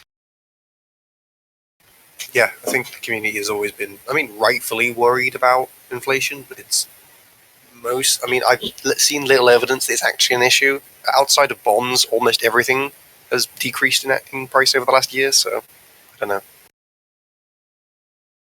Inflation's one that the fear is usually like propagated by the community themselves. So someone will say inflation is really bad, and other people will believe them, and all of a sudden they're starting to try and hoard stuff or overpaying for stuff. So inflation does happen naturally. We've introduced some kind of countermeasures like the jewelry tax, which does take a lot of gold out of the game. In terms of bonds, I guess it would be a bit of a source of frustration if players are reliant on bonds, especially if they aren't like a high-level player with lots of accounts bonding up regularly, and it's just one person with like base 60s trying to grind for a bond fortnight to fortnight. But I think bonds have like the little spike to 6 mil when this question was asked. I think that's kind of dropped. I think they're about 5.3, 5.4 at the moment. So I don't think it's an issue. Because I know that you guys have, because I saw Matt K showing off his graphs that he had, where it was like showing like the amount of gold that's in the game, and Oh man, Matt K graphs. but with that, like I thought that was really good information. Is that stuff that you guys still periodically check in on to see like how much gold there is in the game right now? Like We that do, something that you guys yeah. periodically We're check on? discussing the idea of doing like another data stream towards Ooh. either this year or the start of next year, Oh, almost yes. like a 2019 in retrospect type thing. Not guaranteed, but we're looking into it. Yes, please. Unironically, some of the best content the JMods produce. It's great. Agreed. I know. So we thought that people would be bored of like a Matt Kane data stream, so we announced it as like a fake segment. I know. I was so annoyed. Do you understand how livid we were? There was a lot I of don't. rage that we had when we got like I was really looking forward to when that was going to be coming out, and Aiza and I were so gutted afterwards. We were like, oh my god, we should have just let Matt do his fucking data stream. What did we do? The thing is, like, the segment was good. It's just that people weren't expecting it. If it was his own segment, people would have enjoyed it a lot more, I think. Yeah, we really stole Matt's thunder. We should have just let him go ahead with it. I really enjoyed the data screens and kind of going on to inflation. I think that it's very interesting to see because like if you go back to like 2013, 2014, even the things that people did for making money were like doing double nats, and that was like 1.5 mil an hour, and you were feeling pretty good about that. And now like runecrafting related, you can just run S and make 7 or 8 mil an hour, and with the I don't really have an issue with inflation. I think it's just a natural progression of the game. what I would be most interested in seeing though is, so at this point here, in 4 months we're going to be on 7 years. I would be interested to see the amount of inflation by year. So for a data stream that may eventually come, maybe show like the amounts of gold growth from year to year, or something where it shows like the inflation. I'd be interested in that. Interesting idea. I'll float it for sure. I don't know if we'll be able to offer that, but it sounds good. If you can, add some nice points of interest, like introducing the dual arena tax and removing calamity shop. I think we had a data stream earlier this year, and we did a little segment on the dual arena tax itself. And I know that the money that's been taken out of the game has been pretty substantial. We'll talk about the some taxing stuff later on. Can't believe I got to be the one to say it. Inflation bad? No, it's just a joke. But yeah, I don't know. It's kind of just natural as well. But the big thing, I guess, that would have some impact. Like, obviously, people pay what they're willing to pay, but at the same time, just in terms of the raw gold, like, so much comes into game, through, like Rune Dragons and whatnot, just from allocables being pumped in rather than, just rare ticket items that people will pay for, something rare. It does give legitimacy to the very niche gameplay method of having a part-time job to buy bonds instead of playing gold. Yeah. Theorized to be very efficient, by the way. I know Dave did dabble with it. Yeah. But yeah, just in terms of like my own experience, I haven't really encountered any personal problems with that, and it's kind of funny seeing bonds go up that high, because I've been set for a while. Like, around the time that the price hike for membership and bond prices was announced, I banked like a ton of bonds. I still have like over 40 in my bank and like a year membership on all my accounts. Yeah, so I've been set for a while. I bought them, they were like 3.4 at the time. Wow. All right, so on another topic, this is something that happened in the community over the last couple of weeks. There's a streamer who received a permanent ban on stream, and about 3 minutes after he was banned, the ban was lifted by a JMod who was in the chat. And I know that there was a Reddit thread where the guy talked about everything. I thought it was really laid out pretty well with it, but for those of you who aren't familiar with it, just look up Eevescape YouTube account and read his or watch his video where he's talking about him getting banned. But for those of us who are a little bit more familiar with the situation, what do you guys think about this? I mean, pretty much we're just going to be discussing false bans as they are.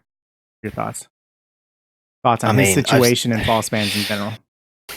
I've seen their justification for it, which is basically it happens so rarely that it shouldn't matter. But I just feel like, sorry, I'm going to have to skip. Busy man. All right. So I'll say that I watched. He did like a 15-minute video or so on it, and I watched it and I thought that it was a very interesting situation, and I think that he made a lot of really strong points in that he's because the ban was non-appealable. I think that there's ways of still appealing. With that, he was talking about how like there are other people who have gotten banned, and given his unique circumstances, if he was random player or Cow Killer 1337, his account would have been permed and may not have had the chance of getting it unbanned. False bans do happen. Obviously not at a very high rate at all. I think there's like 10 to 15,000 accounts that might get banned per day, and the amount that get falsely banned out of that has got to be so insignificant of a number. Because I know that if you look, there's I've been the leader of Hexis for 6 years now, but there was someone who did lead before me for 2013, and that was eFire, and he got falsely banned twice. The second time that he was false banned, it was a permanent ban, and his account, like his main account from 2013, actually ended up getting unbanned earlier this year. You know, like it was like 5 years after the fact that he had been banned, and you know, because at that time we didn't have WETH, we didn't have, you know, because like stuff was just like an automatic detection system. I know that Jinj, you know, got flagged and 2-day ban for that in the past, and that's why he ultimately never ended up training Hunter, because like Hunter was a skill that by the detection systems there were a lot of false bans that players were, or I should say alleged, let me be very clear, alleged false bans that people were getting when they did Hunter back earlier on in the game. And you know, like if we, you know, can talk about like Lynx Titan, I think Lynx Titan was banned like 3 times, and obviously all of those were false. So what I would really like to see is for you know, these people who do end up getting banned and they believe that it is an incorrect ban, you know, a better way for them getting in contact with the team to investigate the situation. Because you know, like with eFire, you know, he wasn't in the position, you know, to get his account unbanned up until, you know, just a few years ago, and you know, after countless tweets before it finally got looked at 5 years after the fact. So I don't know. I thought that the situation was, you know, pretty interesting. I thought that he on stream he kept his cool pretty well. I mean, you know, he was obviously 100% confident there was nothing wrong, but you know, for him to be able to keep his cool relatively, that was impressive. I don't know. I guess there are 2 issues here then. Like, first of all, the actual banning and unbanning of EVscape, or streamers generally, and then false bans themselves. So I tackled the first one first. So he was banned as with alongside other players. It's like part of a wave, but he just happened to be unbanned before the others because we saw it. Like, it almost goes hand in hand. Like, there isn't any inherent streamer favoritism. There really isn't. But by being on stream, we can see it more prominently. Like, so Randy, you're a cop, right? Yes. So would you be able to solve a crime quicker if you saw it happening right in front of you compared to if you had to go and investigate it, for example? Yes. That's it's a really shit analogy, and I apologize for it, but that's just what happened. I think that's pretty good, like, because you know, like if you have to investigate something after it happens, rather than like, you know, you get called to the scene of something that's actively happening. You know, I think that was actually pretty good analogy. Sorry. I popped a link to or in the podcast Google Sheet, I popped a link to a statement by Mod Tyrant, so the person who actually unbanned the account. So I recommend giving that a read. I can give you a long monologue if you wanted to. But basically, he clarifies how the ban came to be, why he unbanned it, EVscape, and also the kind of the path other accounts that were affected in the ban wave falsely would have to follow. The TLDR is that we would get to the accounts and unban them, but just not as quickly as if we were watching it on stream. False bans are bad. They like it's hard to word right. It's not perfect for sure. We do have an appeal process, for example, which allows people to appeal bans if they've been hijacked, for example, so they can remedy that quite quickly. We say to allow for 14 days, but typically the SLA is about 7 hours or so. So what we've been doing as an old school team, as an old school product, has been working with the cheating team to see what we can do to help normal, genuine players who are affected by false bans. So you were quite right when you said about 15,000 people are banned each day. If we were just to allow all 15,000 people to appeal, that would open a floodgate of work queues that we'd never get to. So like 15,000 people would appeal, and then the genuine players wouldn't even be got to because they're number 12,000 in the queue, for example. So it's about refining the type of accounts we look at. Because Tyrant in the statement, and I really recommend reading it, points out that most of those are kind of accounts made en masse to gold farm to bot, for example. But if we can better refine the heuristics we look at in terms of actioning the appeals or the quality sampling, which we do after each ban wave, then that provides a better route that doesn't require us to open appeal floodgates. I think the only thing I have to add is that I think the line about Jagex being able to accurately detect all illegal third-party software is I'm skeptical of. Elaborate. Well, okay. Without naming any names, of course, because I wouldn't want to grasp, but over the years, there has been, particularly in the era of AHK, there was clearly people abusing the system, and the automated systems never picked those people up. And there statistically must have been a load of false flags of people that are using AHK perfectly legitimately. And you hear whispers of weird, dodgy clients going around and PKing communities, etc., etc. I'm just very skeptical just of what they could detect with the client they have. Yeah, I feel like pretty much the biggest thing with this is just that it's got people scared again, because obviously it was a false ban, he wasn't doing anything. That just makes people think, like, what was it that they were supposedly detecting but not actually detecting? So it's just very confusing, like, why it actually happened in the first place. Like, the thing that I go to, whoever mentioned, like, Lynx got banned a few times, and that was probably just because of how much he was playing, because Eevee was playing like upwards of 20 hours a day for like a week or something. So that could have been one thing. So that's just a bit of fear with that. But then also, just in addition on this topic, it's kind of interesting. Like, Sween, your statement on Reddit, I actually thought it was a fine statement. Nothing was wrong with it. But the last time I looked at it, it had minus 2.7 thousand as the comment vote. The only thing that, the only thing, well, ironically though, it was also gilded. But anyways, the only thing that I thought was actually missing from it, you actually addressed in a separate comment somewhere else, which was whether or not the mod responsible for the actual ban and unban, well, I guess more so the ban, is if they got any sort of update to their training to make sure that they don't make that same mistake. Yeah, so at the time I posted that comment, it wasn't like a big issue. It was probably minutes after it all happened. So I wasn't trying to make a massive statement about banning or the anti-cheating team generally. So at the time, it was a thread with barely any Reddit comments, barely any Reddit upvotes. So I was just trying to clarify what happened. And then because it got so much attention, it almost became a statement, which I should have expected because it's a JMod reply on any Reddit thread. But you're right, it was like minus 2.7k downvotes, which is the most I've ever had. Badge of honor. Doing good work. In terms of the feedback stuff, yeah, they absolutely did.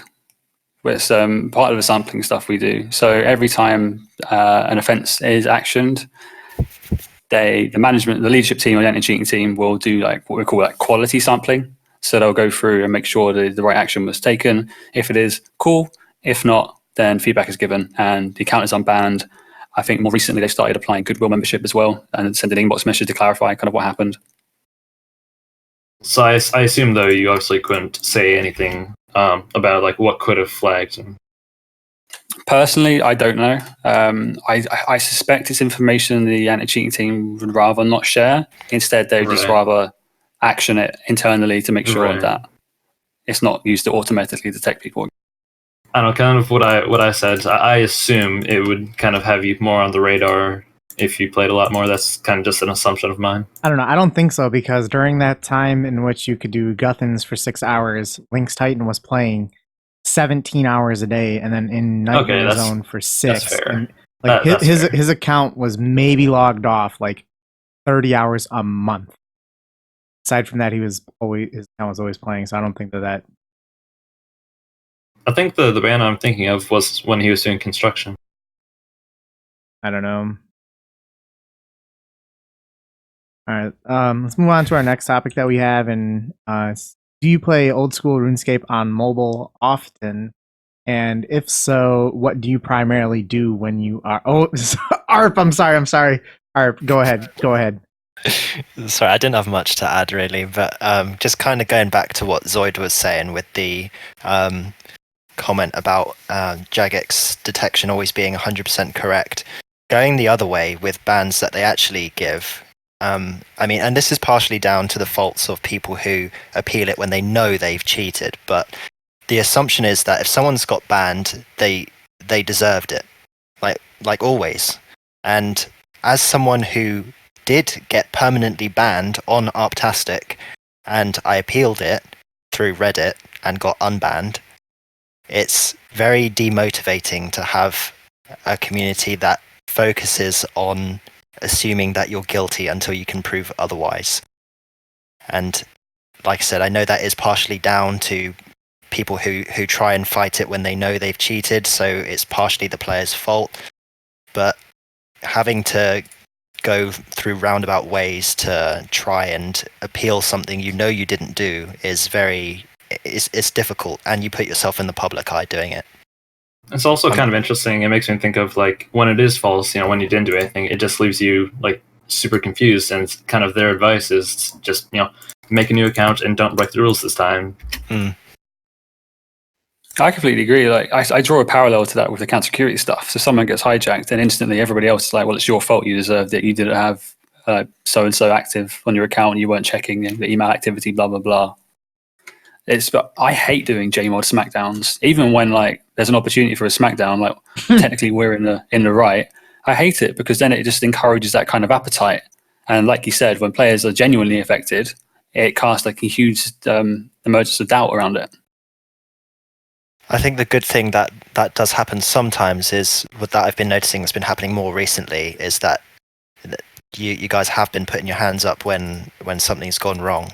My ban was a long time ago, like we're talking like 4 years ago now, and I didn't receive any kind of response, but I think things have moved on since then. We're just trying to be as transparent as possible. We do make mistakes. We're trying to work on the mistakes. Account security is not great. We're trying to work on that. We made some mistakes with this ban with EVscape, for example. So we fixed that. We appreciate that normal players don't feel like they have the right avenues. So we're going to try and fix that as well. Good stuff. All right. So move on here. So do you play old school RuneScape on mobile often? If so, how much and what do you primarily do when you are playing it? This was submitted, I don't know by who. I play on mobile a lot. I used to play on mobile a lot more when mobile use was accepted more widely at my place of work. But maybe because of me, possibly, not so accepted at my place of work anymore, so I don't use mobile as often. But pretty much whenever I'm not at my PC and I have access to the internet, I try and get on if I can. Back before I finished woodcutting, redwoods would be my go-to. Nowadays, it's probably just, I don't know, cooking, keg on head, something along those lines. I think that I play quite a bit, every day. Whether it be like if I take my dog out for a walk in the morning, like that's like 30 minutes. And I'll do some, AFK fishing, barb during that. And, that's, I enjoy doing that a lot. Really all that I do if I am on mobile, I'm going to be fishing. I do fish at the computer sometimes as well. Really enjoy doing fishing. 90 mil fishing this week, which is pretty cool. I think that I'll be able to get 200 mil fishing primarily playing on mobile only. I play quite a bit every day. It's so good. If you go back to the days of like, as Zoid was saying, like team viewer days where you would play on your phone, but you'd be playing through team viewer to play on your computer through your phone. So with how clunky stuff was back then, it's not good. And the progression in mobile, it's just so well developed and it's a lot of fun to do. So yeah, I try to play mobile every day. I remember we always used to get this question before mobile was out about whether we'd play mobile, and I always used to answer that I would never play on mobile, and I've stayed true to that. I have actually tried to use it. I just don't like it. I think I may have done a Slayer task once, but I don't like using it, so I'd honestly rather do other stuff if I'm not on my PC. You just don't like the interface, or? Yeah, what do you dislike? I just don't like how I interact with the game. It's not the same as just... the way I've always played RuneScape is it's such a... not background activity, but it's something you do alongside other stuff, so I can't sit there and just play RuneScape on my mobile and get bored. I see that's why you got to get a secondary mobile game like I do. No, I'm not playing 2 mobile games. Dude, it's like every like 45 seconds I'm like hopping between game, like I'm playing the one mobile game and then I'm like, okay, I probably have a full inventory of fish. Swap over, drop the whole inventory, hit the spot, and switch over to the other game. I do that quite a bit. Yeah. You need to be able to open 2 clients. Yeah, I also don't commute or anything like that. I mean, at work, I have plenty of opportunity to play it, but I could just play on a client and no one would care, and I don't do that anyway, so I don't really have no need for mobile. I play a fair bit. I have done for a while because I've been working at Jagex. We had access to like all the test builds as well. Usually it's AFK stuff like Motherload Mine or Monkfish. But I have gotten quite good at Azora on mobile, like 1 minute 10, 1 minute 20 kills. I couldn't do that in max gear on the PC. Now that is a top 5 Hexis moment.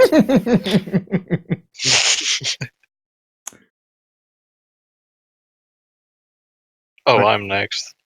My bad. Yeah, I don't really like playing on mobile. Not sure why. I don't know, just mobile gaming isn't real gaming. And yeah, I usually do like Nightmare Zone on Chrome Remote desktop when I'm out or when I'm going to the gym or work. So, yeah. Sorry, you'd rather use Chrome Remote desktop than it? Yeah, but I'll be doing Nightmare Zone for 20-minute AFK. And just not. Yeah, I don't really like spending time on my phone when I'm outside. I'm on my phone like a lot. Yeah. Depends what you mean by real gaming, because I was going to say the market would probably disagree with you there. But I don't play mobile like at all. I've tried it just to make certain things possibly easier, but it didn't pan out. So yeah, I don't play at all, because for me personally, it comes down to I like having the separation from escape. It's like when I'm at my computer, I'm usually playing, and when I'm not, I like to just do whatever else I'm actually trying to do. Have a little bit of time away. But depending on changing employment, maybe at some point I'll play like during breaks at work. But right now, it's not really a thing that I can do, even if I wanted to. I think there are people who still use Chrome Remote Desktop because of the inactivity, right? If you switch apps, if you switch apps for a long time, it just logs you out, whereas Chrome Remote Desktop doesn't do that. Yeah, I think so. Like after 3 minutes, sometimes, like you need to load a new world again on the mobile app.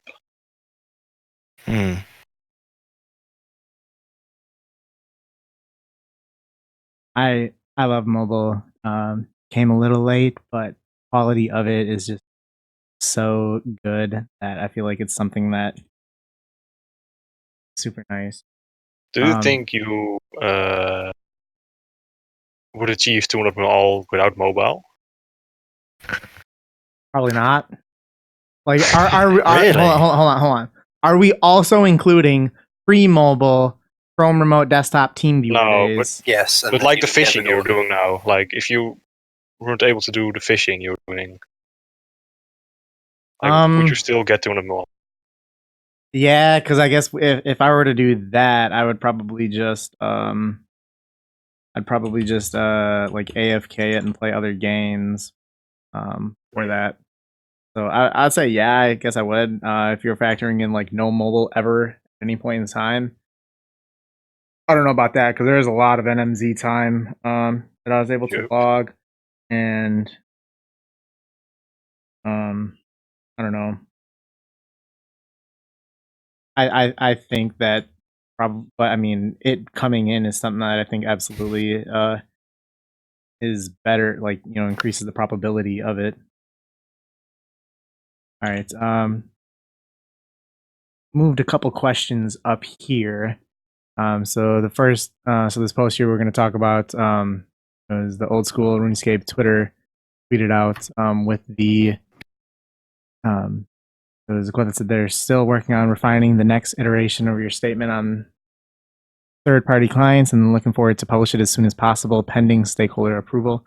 So I want to make it clear, like the stakeholder, that's separate from shareholder. The stakeholder includes people on the RuneScape leadership team and like the head of cheating. So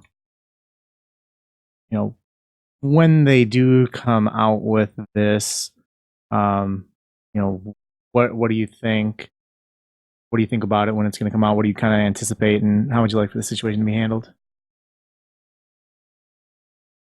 Not particularly hopeful, really. I think the relationship that the Jagex team has had with third-party clients in the past is, outside of a few examples that, since have been walked back on anyway. Well, actually, not necessarily, but I feel like the specifically drop-down changes, I remember 2015 OS Buddy did that, and there was a community uproar, they stopped doing it, but I think it's a norm in RuneLite now anyway, and nobody seems to care. Again, it's a whole conversation about what the community deems to be acceptable, but I'm not really hopeful. And to be fair, my standard would be far higher than most people's. I don't know. I think that this is something that's very interesting. I was looking forward to reviewing the Q&A before it came out. See that there's a couple funny responses that are under it, but I don't know. With this, kind of like with how mobile was handled and with the account security, like if it takes a while to find the perfect solution, I guess that's quite all right. But I don't know. I think that it's going to be real interesting to see, because I know that we talked about third-party clients quite a lot on the last podcast, and like what each person would ideally want from, the third-party client situation, and with the post that they made initially. But I don't know. Be interesting to see. Yeah, I honestly don't know at all what to expect, but I have kind of high hopes, if it would follow in line with the account security blog that just came out. But I'm expecting potentially a lot of people to be a little bit Jimmy Russell. So I'm not expecting the same kind. Oh, sorry, I'm putting tab on the Google Sheet. I'm not expecting the same kind of positive reaction like we did with account security, because with the account security blog, we've got like the clear end goal, like backup codes, better improvements and stuff. This next blog is about providing additional clarity on lots of ambiguous stuff we said in the previous blog. So the main thing the blog is going to contain is like a more exhaustive feature list of what we consider to be overpowered. I see as there being two issues when it comes to clients. The first one is overpowered features on third-party clients. The second issue is what do we do with our own client? And we are genuinely exploring some really cool, exciting options for the latter, our own client, but we're not at a stage where we can talk about that yet. And even if we were to decide on one thing and announce it, there'd still be some way to go until we could get to that point. So for us, it's about managing the current almost status quo of overpowered features and getting that to a point where it's fine, the game integrity is okay, players are happy with what we're doing until we get to the end goal of whatever cool thing we decide to do with our own client. Yeah, I don't really have any expectation. I hope I'm not let down by the announcement. So that's about it. Just don't ruin it, please. There it is. Who heard Kitty? I heard Kitty. And on my turn too. Great. So I don't really know, like others, what particularly to expect. I think what I would like to see is preferably moving away from specifying which. Meow. I would preferably like to see movement away from specifying which plugins aren't allowed, and instead giving. Clearly, she's got a lot of views on third-party clients herself. I would prefer it if they were to sort of categorize it rather than to say exactly what needs to be removed. So I think, for example, rather than saying a demonic gorilla plugin needs to be blocked, they should say something like a plugin that predicts the monster's next attack should be blocked. Because especially with things like RuneLite, where you can pretty much make whatever you want, there's no way you're ever going to be able to come up with a fully exhaustive list of things you want to get rid of. So I think that's I feel like that was quite a big pain point with the first blog post. So hopefully they move away from that. Yeah, that's something we've tried to do, is offer the big sweeping general statements with more precision than last time, but also offer a bit more, existing examples. That's actually a really good point. I was thinking of earlier, but I guess it's a good point to bring that up. Categorizing, because one of the things I remember being on the list of features not allowed was like the blackjacking stuff. That pretty much it would on the fly like rapidly change the left click up so you could just spam click and do blackjacking. But Pretty messed up.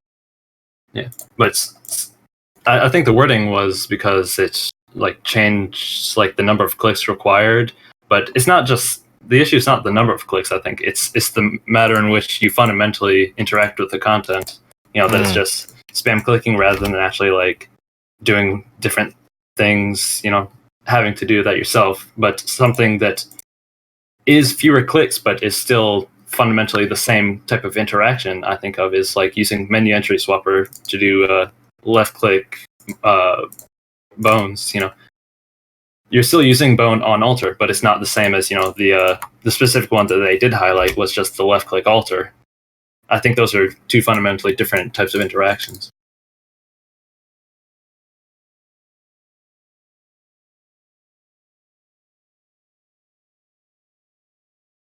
Yeah, I think that it'll be real interesting to see kind of how it evolves over the next few months or so for it to update. So, moving on to the next topic here, real quick. We got, what are your 3 favorite updates that have come to old school RuneScape and why?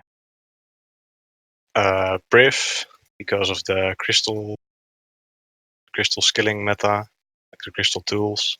Shout out to your spreadsheet. Yes, thank you. Slayer Superiors, because it made Slayer way more interesting, and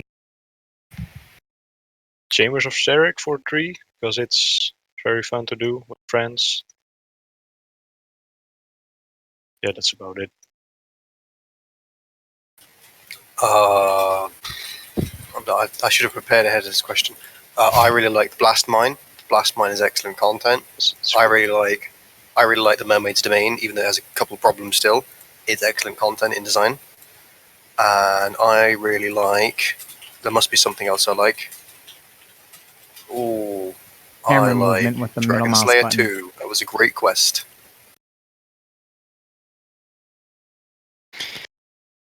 Randy, I think you just said one of mine there, the stopping the camera from moving over time.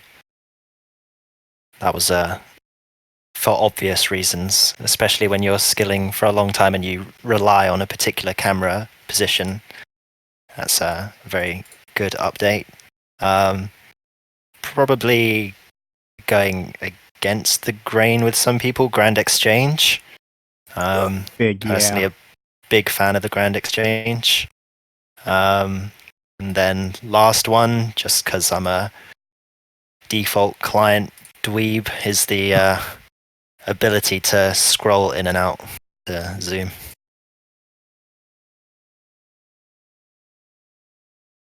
Oh, who said just one? Oh, you're not a dweeb. You're up, Thank Abra. you. Okay, I was looking at the sheet trying to see if I was up here or not, but yeah, some stuff as well has been said, like the camera stuff, like being able to move it with your mouse and the camera movement auto. Yeah, those are nice. I was going to also go against the grain and say GE, but I'll keep that on my list. And anywho, I do not at all miss the days of Zybez. That was horrid. Also, I'll agree with Cruftinus for the crystal tools, because I was highly not looking forward to doing mining. But now that, Crystal Pick, Volcanic Mine, that actually makes it doable for me. Like, that was almost going to be potentially, if I couldn't do 3T4G competently, one of the breaking points for me. And, Abra, have you watched what's his name, Trance's video, an ode to Zybez? Great. I have. Oh yeah, no, I have. Hey, can you come to my worlds? I have 10 battle stats. Please, go watch that. Yeah, don't miss that at all. I'm gonna watch that again after this. It was a really awesome Right, video. and the third thing I mentioned earlier, and I didn't even really get to take advantage of it for long. Like I think it was like maybe 3 to 4 months. Actually, no time at all, pretty much. But the farming clock being fixed, that's one of my huge things. Okay. I think that there's been a lot of really great quality updates, but for me, as a player, I think the ones that I have most enjoyed having are the Grand Exchange. It's really awesome. Zybez was not fun, and I'm glad that it was able to pass when it did get pulled. Another thing that I really enjoyed that came out is the Slayer point system. So Slayer was like, I don't want to say unbearable, but it was pretty terrible of a skill to train. Before the Slayer point system came out, you'd get a crap task, and you'd have to go do Turiel, kill 10 rats, and then get another crap task, and then go back, and then have to kill, bats, stuff like that. So like the Slayer point system to allow for players to skip tasks and stuff like that, I thought was really excellent. And then, although I haven't engaged in the content personally, I think that the Infernal, getting an Infernal cape and that whole thing is, really spectacular as well. Having a, challenge, like really challenging, high level skill, or I'm sorry, a high level task that requires some skill. Like, Jad was, when it came out, whenever it did, like way back, there wasn't really a lot of good gear out and things like that to make it better. But kind of how the Infernal is, that's I really like that just as content that's been added to the game. And I'm gonna give it an honorable mention. I give it a lot of shit, but Iron Man mode as well. Oh, it's me now. Sorry. I'm going to take farming timer, already said, but I think that just changed so much with people's playing habits.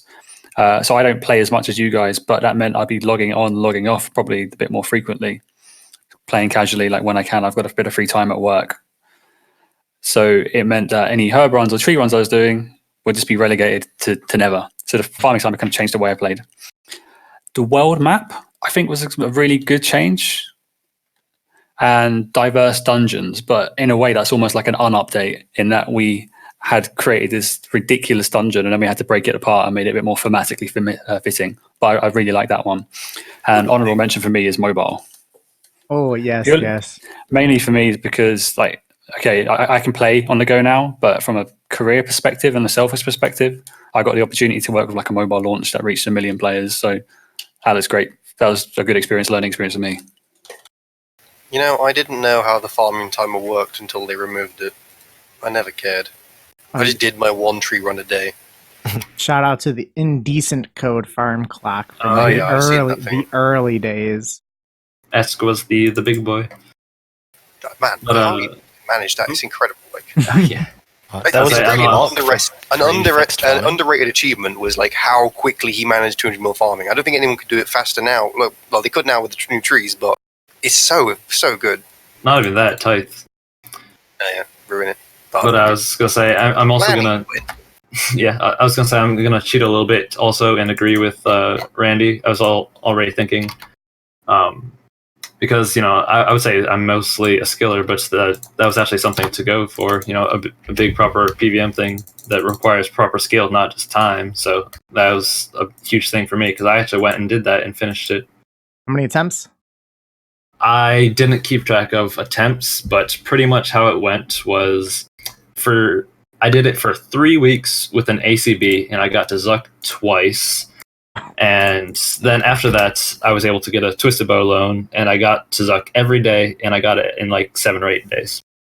And I think I had like the 2nd or 3rd slowest Inferno at the time. I think it was over 500 minutes. All right, so let's move on to the next topic that we have here. Give us the story of the first time that you got scammed on RuneScape. I don't remember the first, but I remember the first old school or some one. memorable ones. It's a very boring story, but I got tricked by I'll buy this thing. This is before the G, obviously. I think I got a Fury ornament kit, Yeah, I think Elite Clues had just come out, and I got a Fury Ornament kit. And I fell for the whole, like, oh, my friend will buy this, and gave me a tab thing. Oh, man.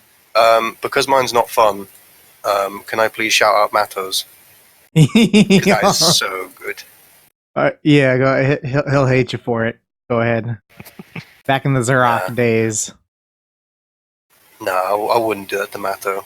He's never been scammed. He's so smart. You've already brought it up. You kind of gotta. I hate when people do this. Well, keep hating. The earliest that I can remember, I don't. I'm sure I've been scammed before, but one of these stories that I have is like when I first became a member, and I didn't really know crap about the game, but there was these guys. We were in Camelot, and I think this was back when it was like whatever world where there'd be, essentially consider it like the Fletch Guild. There'd be all those people up there, and a lot of activity up there. And there is a guy who was selling a wrapped homily or whatever that thing is from Legends Quest. I don't know. Umli. He was selling one of those for, like 2 mil or something. And then on the other side of the bank, there was a guy that was buying an Umli with a whip. And a whips, were probably like 10 mil or some crap back then. And, the Umli, 10K, whatever. And rather than saying, "Oh, let me buy this and then go do that," like I tried hooking them up together. I was like, "Hey, come over here. You like, dude, take advantage of it. Like this you'll get a great deal." But I mean, I'm sure I've been scammed before, but that's like the earliest memory like later on I realized like, oh, they were trying to scam me, and I was trying to help them. So I'm sure I've been scammed so wholesome. before. I don't know if it's the earliest one, but back in like 2004, 2005, it all becomes a blur. But to set the scene, this is when trades didn't have like a big exclamation mark, when something changed and value colors of different amounts of currency were still the same. So there wasn't like a different color for 10 mil plus and so on. So I think I must have been selling a set of Dark Rocks in Valley Park. Value might have been around 5-6 mil. Somebody said they'd buy it for 7.4 mil, and I was like, cool, that's way over the asking price. Nice one. Put my Dark Rocks up. He put the 7.4 mil up. In a hurry, I was like, accept, just in case this guy changes his mind. Then I look, and instead of 7400K, I've got 74004, so 74K. I must have been, 11, 12? So upset. Did that happen in Valley Park? It did, yeah. By the south gate, nearer the bank. That's classic. I think the classic version of that was the rune set for 1 mil, right? And you'd get like 1006K or whatever it was, 10006. Exactly that, yeah. Just like trying to change the value or make it look like the value is different or the same, rather. Yeah, mine was at Farrock West, like at in the Zybest times, and I wanted to buy my first rune skimmy, and someone put up a noted mithril skim, and I didn't notice, and I paid like 60K for it, and was really sad afterwards. I'm sad to say I've been scammed once, and only once, but it was I still cringe at how I've managed to fall for this. It wasn't even that long ago. I don't really think it was in old school RuneScape. It was when the GE was around. It was one of those people who now hear me out. They said they were doubling, right? And so no, hang on though. I'd seen doubling people before, so I just thought, okay, yeah, what an idiot. And then some people started saying, "Oh, this guy's actually doubling," and I thought, yeah, okay, yeah, he's actually doubling, sure. But then a lot of people were saying this guy was actually doubling, and I was like, okay. And so I gave this guy 1 mil, and he gave me 2 mil back. And I was like, right. And so then I gave him 10 mil, and he gave me 20 mil back. And I thought, what's going on? And then I started looking at my skills, and I was like, now how much money do I need to finish this skill? And I thought, if I could get 180 mil, that would probably be just about right to finish this skill. And so I traded over full Armadillo, which at the time was about 90 mil, and he dipped. Oh shit! I felt like such an idiot afterwards as well. Yeah. Just the knowledge that you could have been 10 mil up. Yeah. Yeah. It wasn't just me who lost items though, so that is some respite there for me. Yeah, so for me, the situation that I think of, like, I might have had like some minor ones, like additional, but the one that I think of mainly is pretty much exactly what Randy was describing, except the item was some sort of pre-made no-mish food, like a spinach bomb or whatever. I think I lost like 500k to that. It was in Varrock East Bank. That's a big thing for me. What about these PKers up at the altar that you recently? Yeah, I Give mean, us a- that's not a scam. That's just me being dumb and not banking it. How many times did you die? Oh no! You're talking about? I'm talking about Oh, like. no, I'm didn't talking about the you- lure, not the not prayer. Oh, Recently. you got lured. You tried to get lured there. I thought that. No, yeah, back in like 2006. I thought like just a couple weeks ago you paid people to not PK you, Oh, but then they PK'd you anyway, and then they lost. Oh. Like, Okay, so there's that too. Yeah. can Yeah. you just give us a little bit more info, your side of the story on that, real quick. Okay, so obviously I did pretty much all of my prayer up at the Chaos Altar, you know, because half price you pretty much have to unless you want to, make it take a lot more time. And with third party client shenanigans, I want to try to take advantage of things before they're officially like wiped out. So I was doing that. I was trying to get it done as soon as possible, and it was going great for like over a week. Like I got a 48 mil week. I was buzzing. I was like, this is gonna be great. I'm gonna finish this. It's gonna be great. But then suddenly it started getting like really bad with PKers, and I was at one point I was getting camped and like they were hopping specifically for me.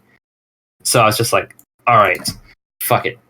They asked me to just pay them off and they'd leave me alone, so I did. And it ended up being 10 mil, and I joined their CC, and it seemed like it was going to go great. They're like, hey, just let us know when you're going up, and we'll, just leave you alone and whatnot if we see you. So I was like, okay.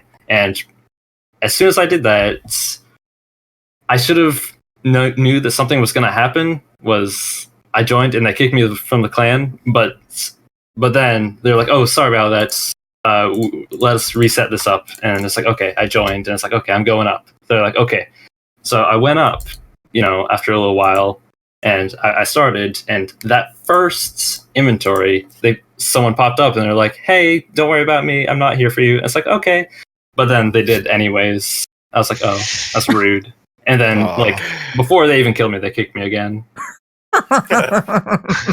Man, you want to talk about inflation? When we did Hunter, Randy, the chin tax was 25 chins, I believe, and they would leave you for the entire day. Yeah, 10 mil is not 25 chins. No, I think what was that? Like at the time would have been like 60k. Probably around that, yeah. Obviously, Randy still refused to pay it, but I mean, absolutely. I never got attacked. Right. I got attacked probably less than once a day on average. And when I got attacked, it was like me typing in the CC, "Come kill this idiot." And yeah, this was like before claws, before Ballister. Like no one could kill me. I only died to Fraser, and that was not fair. Right, so I mean, like over time, it got like a little bit better, but I really just got used to just like watching the minimap a lot more. Like there was times where like I guess I could even say it was like a tiny bit fun, like just like hopping or locking out as soon as I saw a dot that wasn't someone that I already knew was already here training with me. Like I got proper good at it. A lot of fun, but sadly we got to say goodbye to Sween. Really loved having huge thank yous, Sween, for being on the podcast as our special guest. It's been a whole lot of fun having you on. I hope that you enjoyed it as well. I do know we've already been going for 2.5 hours here, and I know it's getting pretty late over there. Just want to thank you a lot for being on. Thought you had a whole lot of great stuff to bring up, and thank you for contributing everything to the podcast and for all your work on the game as well. Thank you very much for having me. I've really enjoyed it. And I will make sure to watch the rest of the podcast on Spotify, Google Podcasts, Podbean, Apple Podcasts. Yeah. All right. Well, thanks for being on. Guys. Take care. Thank you, Sween. Bye, Sween. See ya. Bye, Sween. You better send him a Hexis shirt. Actually, thinking on getting these Hexis podcast shirts.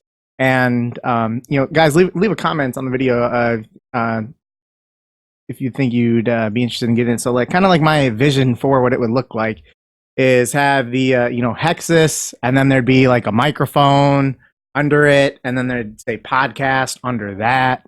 Probably something pretty simple, but I think it'd be something that'd be pretty cool. I would definitely. I'd get one for myself at the very least.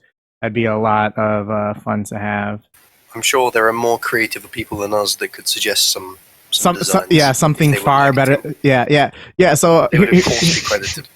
Yeah. So you guys who are viewers of the podcast, if you would like to submit any Hexis podcast logos that would be used on the T-shirt, give us permission to use it, and we credit you with it. But we would, I guess we're accepting free. We're accepting free, art applications for that. And the winner, whatever one it is that we decide on going with, we'll give you a Hexis podcast shirt for free. So that'll be a good premium tee. So submit. You can submit them on Twitter if you tweet us at Hexis. And be sure to tweet us any kind of Hexis something that we would have as the main logo on a Hexis podcast T-shirt. And if we choose your submission, we'll send you a free shirt. Let's get it going. God bless. But although Sween is gone, we still have a lot to go. And I'm going to be out. I think we've had a lot of great discussions so far. I think we could have maybe pushed this bitch to 4 hours. I think it had potential, and maybe still does, to break the record. But let's move on to the... I also need sleep. Soon. But, all right, we'll move on to the next topic that we have, and it is regarding death mechanics. So, the old school team briefly mentioned that in the opinion poll will include the topic of death mechanics. What are some of your thoughts on death mechanics, and does this need to be changed? Do you think death mechanics need to be changed, or do you like how death mechanics currently are right now? Because I think that the mechanics, there's a lot that they could do with it. I think maybe the best way of going about it would be, I do appreciate how with some of the deaths that you have, whether it be like PVM where you have to pay a tax to get your stuff back, rather than stuff that's being, free and laying on the ground there for an hour. I don't know. I think I'd be okay if they moved somewhere in that. I don't think that they're ever going to be able to move to a point to where it was in 2013, 2014, where if you die, your stuff's available for anyone to pick up.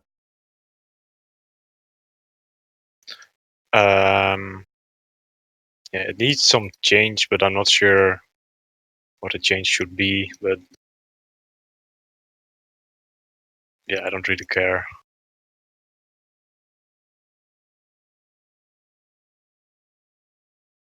Next person.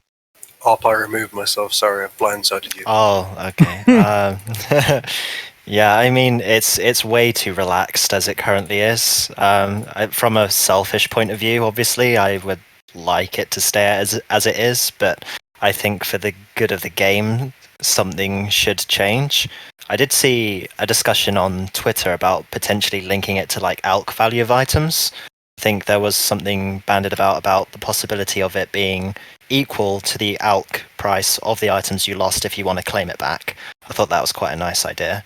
I think that I sort of agree with Randy. I don't think it can ever go back to what it was, just purely down to the fact that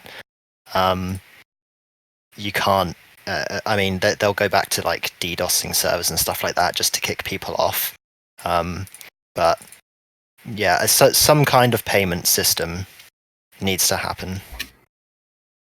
Yeah, I would agree something has happened, but as for what, I really like the idea that they're talking about, basically prepaid grave zones and the timer only goes down while you're logged in. I think that's a fair compromise. As long as the payment is sufficient, like maybe it would be, instead of a flat rate, maybe it could be like kind of use a coffer system, and the cost would be some percentage of the grand exchange value of everything lost,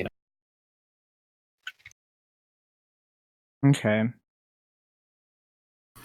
All right. So,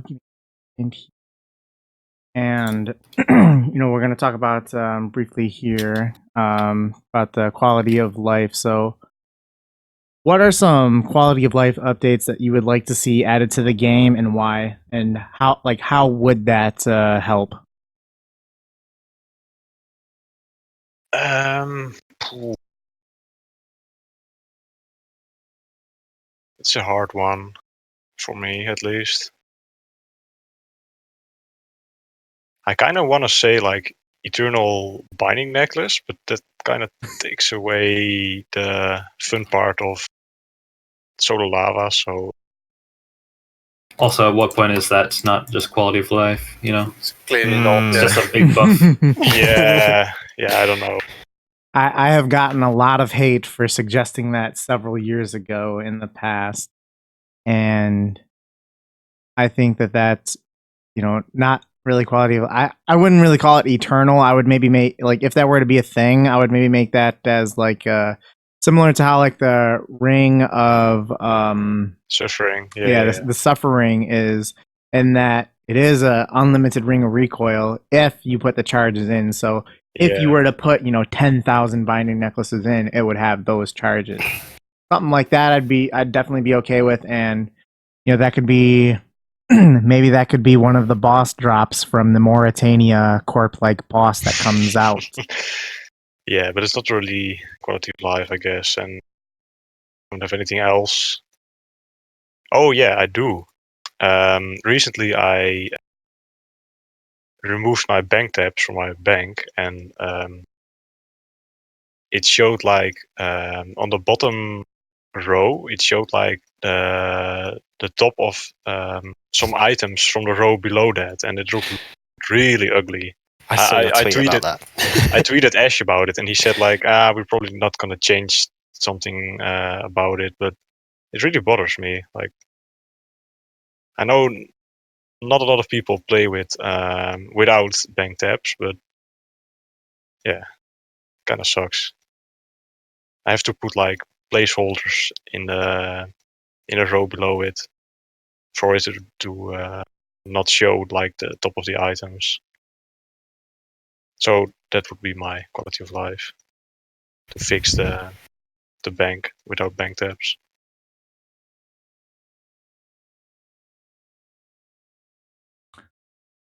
With me, quality of life stuff. I know that they're getting rid of with the menu entry swapper, some things that I would like to maybe see. So like for example, for two-tick fishing, Ooh. Having something like that, like obviously that's a pretty cool method. It's pretty balanced, and it's similar in terms of efficiency to if you were to do barb.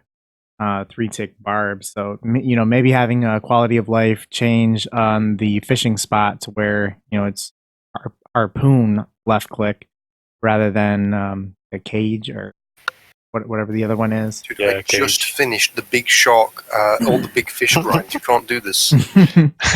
But I think something like that would be a pretty good quality of life. I think that in terms of like quality of life, the stuff that we should I think would be most beneficial are not like directly replacing the plugins from clients that they want to remove, but I think something like that isn't really damaging and is something that would be a pretty nice quality of life update for those players who do want to do that method. I never will, but something like that I think But would be it's really easy, actually, to take fishing with left click. So what? Like it's a pretty big buff in my opinion. It's doable without the left click with to do like drop downs or something, but it's not very enjoyable. So I'm not sure if they should change it. I kind of want to, but I don't know.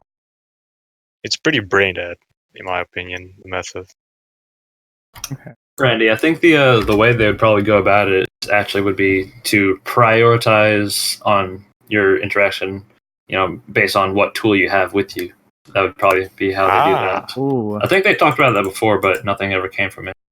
But Sounds like a good thing to tweet at That's pretty them cool. with. yeah, I'll keep that in mind. But so I have two things. One that I had in mind earlier and actually touched on, but something also that's similar-ish to what Buck said would be within the bank. Like sometimes how easy it is to drag items. It's not the same thing, but yeah.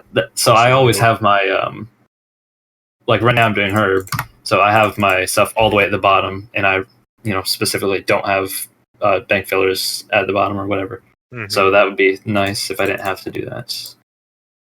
So they could be anywhere in the tab. But then the other thing, kind of that I talked about earlier, would be basically left-click bones, but when within proximity to an altar, like when you're real close to an altar, the left-click on the bone would change to use. But you wouldn't want that always, so you can just like easily bury things as you're killing monsters or whatever. Yeah, like when you're inside a POH and inside the Chaos Temple or something. Yeah. That would be whenever you're close nice. to an appropriate altar.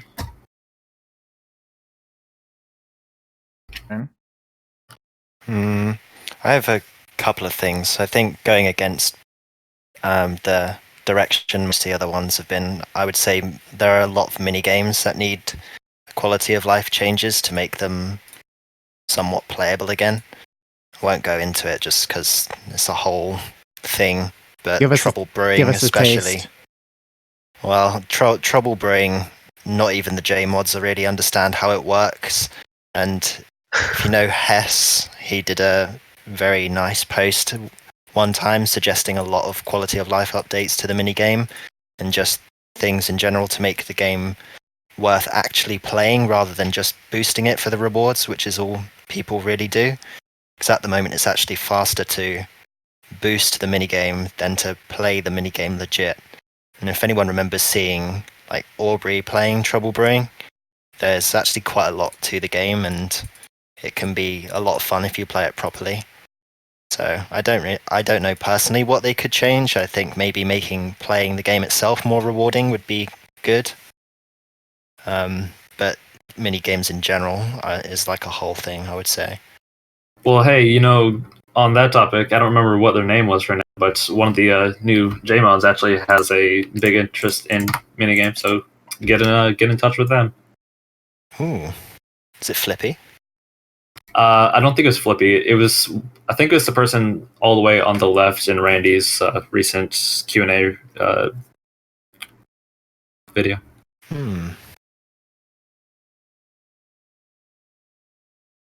There were two different guys that were all the way on the left. Are you talking about the first left or the second left? I think it was all the way to the left, and in terms of like after the initial people went away, I think. Okay. You know what? Actually, I don't. No. That was old people, so I guess it would be at the very beginning.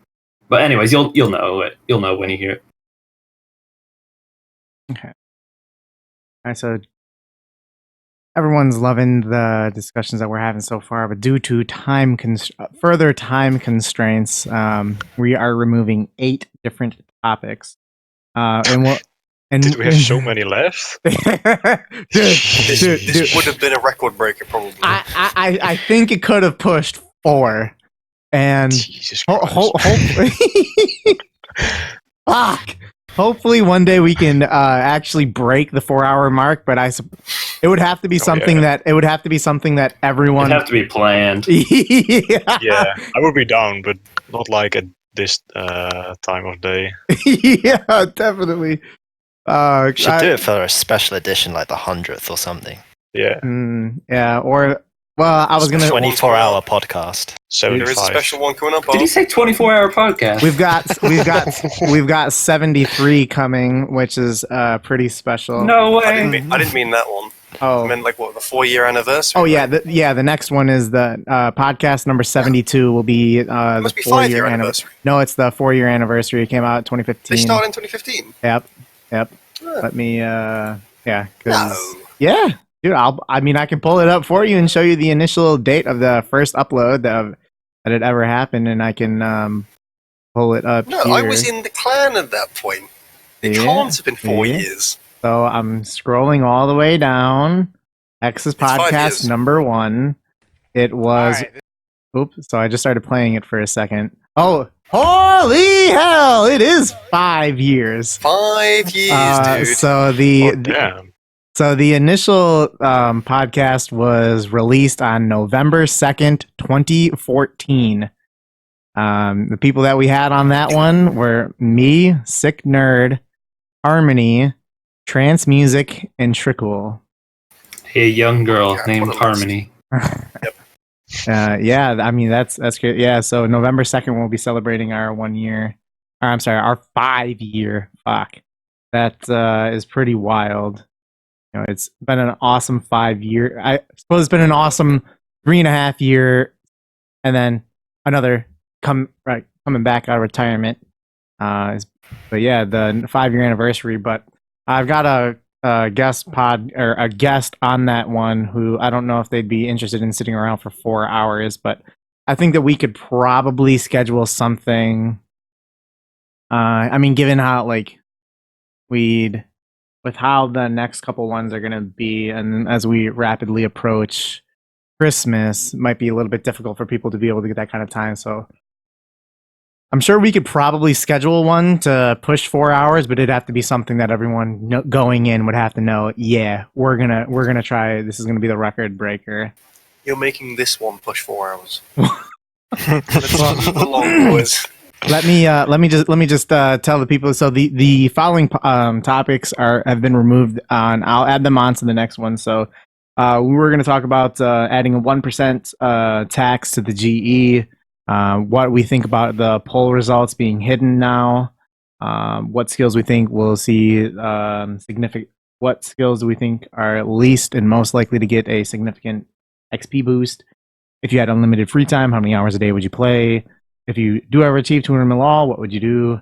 Then talking about the RuneScape as an esport, the Bounty Hunter rework, and the Halloween event. So we're going to be moving those on the podcast number 72. God bless. Oh man, I really want to talk about the poll. Well, you'll just have to sign up for the next one. Will do, boss. All right, so we're going to move on to the off-topic. Oh, yeah, we're going to move to the off-topic section that we have here, and quite a bit of these are submitted, but as we're coming up here on Halloween, are you guys doing anything special for Halloween? You know, or what are some, or you know, tell us about some of your Halloweens in the past. What any cool costume, anything memorable?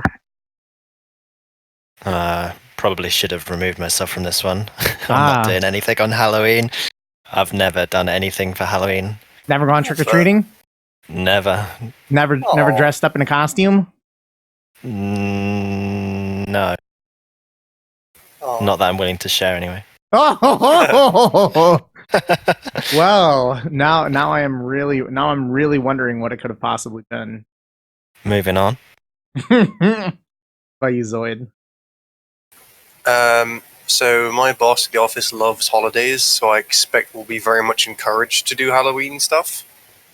It's not really my jig though. When I was younger, I had like the same outfit of like I think it was just like a scream mask or something, and like some robe that I wore for like 6 years in a row. It was great. Very, very spooky.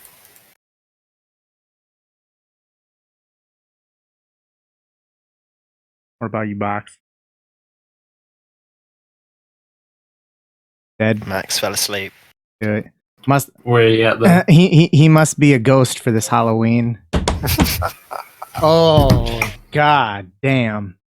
So I'm not doing anything special for Halloween. Gonna be working that night, but so that'll be pretty fun. Making But sure kids behave themselves, don't get too much candy. yeah, people bouncing off the walls with all that sugar and chocolate and crap. I think like the favorite things that I've dressed up, like my favorite costume that I've dressed up as might be Darth Vader in the past. You know, having you get the lightsaber and the mask. I mean, it's just so cool. But I dressed up as a bunch of other crap when I was younger. We used to have at school we would used to dress up for Halloween, and we would have like a parade through through all the classrooms of what people were for Halloween, and it would just be like a huge like parade train of costume crap. That was interesting. I've never really been one to dress up or anything, but I've been to like 2 Halloween parties ish. I guess those were cool, but I'm not planning on doing anything at all this year. And yeah, I think even the last time that I went out, like, to get the candies was probably when I was like 10. I think I might have stopped when I was like 16. 16? You were 15 still doing it? Yeah. No. Well, Yeah, you were at dude. least a young-looking 15-year-old. Yeah, but I was going with a younger brother who needed a chaperone, more or less. I'm sure. I'm sure you were very much encouraging him there. Well, he may have donated all of his candy to me every time, besides like the 3 kinds that he That's liked. so kind of him. Yeah. Very nice. I'm remembering the one picture of me as a kid with my other siblings. It was very cute. I think at the time I would have been like 4 or 5. I was donned in I think it was a Meryl costume, the Pokemon Meryl. My brother was like a rock star, with like leather clad and like an inflatable guitar, and my sister was like a cheetah. It was a very cute picture. We used to bring the dog out for Halloween, and he had a cape. Oh. It was pretty sick. That's He great. was a big dog, like a deerhound, so he was like 40 kilograms. So what's that in pounds? Like 60? 2.288. It's You not said that. 40? 40 know. kilograms. Yeah, that'd be like 88 pounds ish. Yeah, it's a pretty big boy, and he had a cape. Yeah, big boy. It looked really shit, but it was great. I like that cape. There's probably a picture of it somewhere. I'll try and find it. We were thinking of getting my dog a costume this year, but he's still growing. He's Give him a cape. He's still growing, so we're gonna get him one next year when he's full grown. That'll be the plan of attack for that. All right, move on to the next topic that we have, and unless he's here, Abra, you're gonna be up first. What is your favorite thing to do? I'm here. Okay. Sorry. So what? He's not a ghost.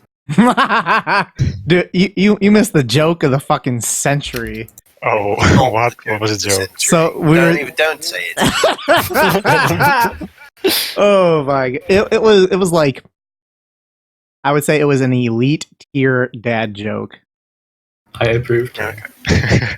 That's what I'll put it as. So all right, what are another off topic here, and the rest of what we're gonna discuss here is just gonna be some off topic stuff.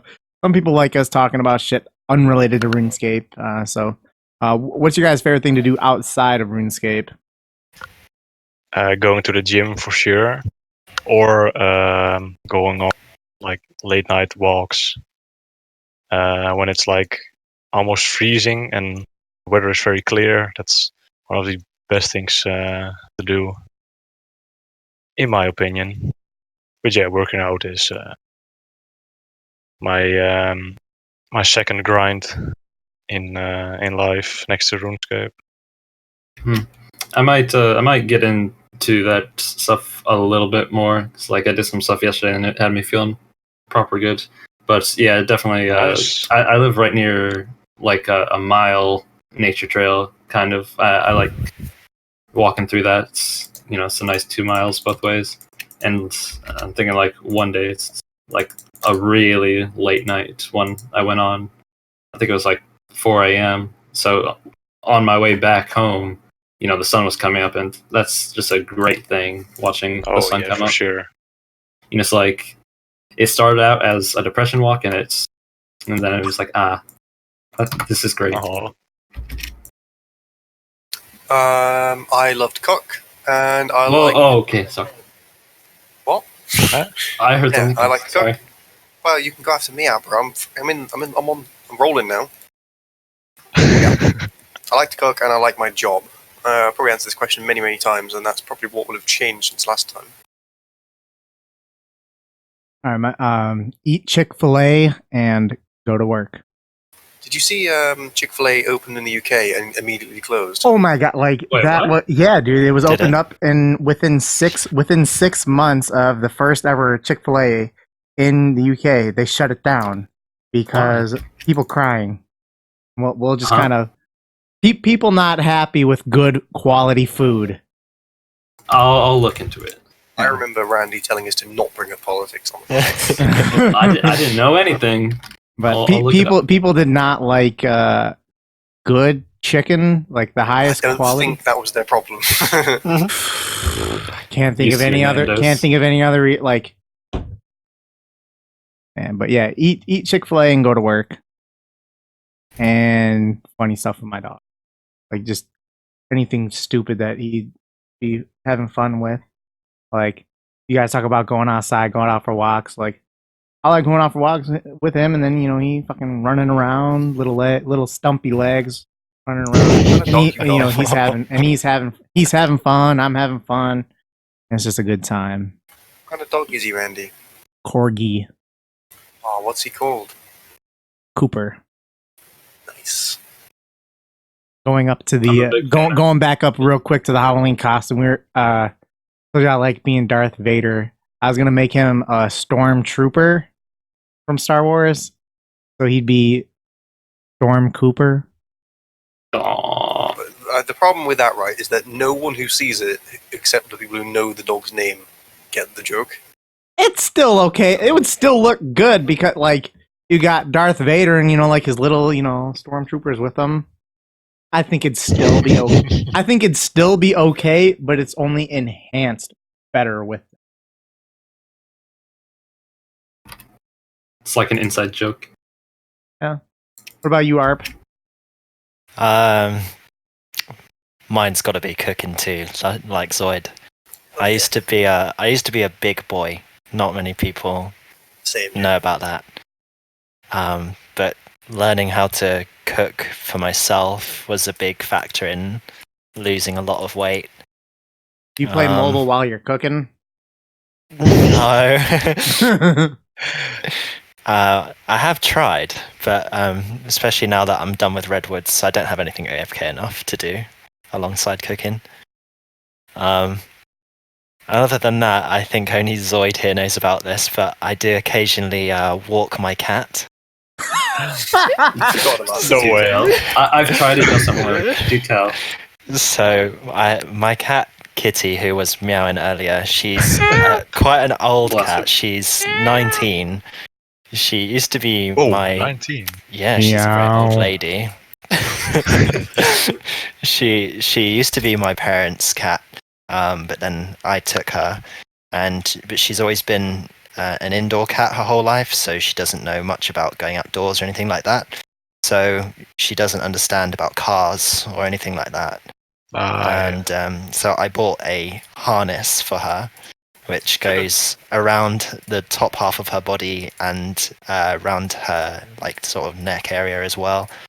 And then I take her out for walks in my back garden, and enjoys that very much. And sometimes doesn't want to come in for a couple of hours. I do have to demand that you send me pictures Yep. of you walking the cat's Yep. back. Oh, if you have Just me on, about to say, you have me on Snapchat, you'll see pictures of me walking I don't my have cat. Snapchat. Shout out your Snapchat. So it's Arptastic. That makes me think of the whole Randalicious. Yeah. But, I came up with that name, please credit me. no credit for you, Zoid. And I was gonna say, like, I've tried that, but as soon as I put the harness on, they just don't move. I think where my cat's just never been outdoors, and she really loves it outside, so she associates the harness with going outside now. So even if I show her the harness, she'll like run over to have it put on. like a doggo. Yeah. Let's see. So I'm looking up here just because you said how old the cat is. I'm looking at a cat to human calculator, and it's 19 in human years. You're going to tell me what? No, this is bullshit. You're going to tell me what this is in human years. Stop. I agree with you a little bit, I've looked at Lloyd. it before. It's like over 100. Like, oh, well, maybe you're looking at a different one. This one says 92. Yeah, because they're bullshit. Of course they're different. All right, let me look at a different one. You're just going to find the one you like the most. This one only goes up to 14. This one says 400. No, Yeah, 90 was I pretty don't know. old. Yeah. 92. I guess I was wrong. Yeah, my grandma had one, I think that was like early 20s before it died. And I have one right now, the oldest one is 14. That's Mine's what's still a going on. kid. Acts like a kitten. Full of energy. All right, so we'll move on to the next topic that we have here, and it's other than RuneScape, what other games do you play the most? For me, NBA 2K, I play quite a bit. Any kind of Call of Duty Zombies as well. And then like mobile games, I play two mobile games on top of RuneScape. So talk about having like the side games that you play on the side of RuneScape while you're playing on mobile. The first one is Dragon Ball Z Dokkan Battle. A lot of fun, good game. But as with many mobile games, you are limited to how much you can play in one, before it's like, hey, pay some money and you can play again. So when I run out of stamina on that, I play Breaking Bad Criminal Elements, and that's some good fun as well. So those are the mobile games that I play. I only play Monster Hunter, like lately. Hell yeah. And I used to play Call of Duty back in the day, but yeah, only Monster Hunter right now. That's where the real PVM happens, and not in this game, RuneScape.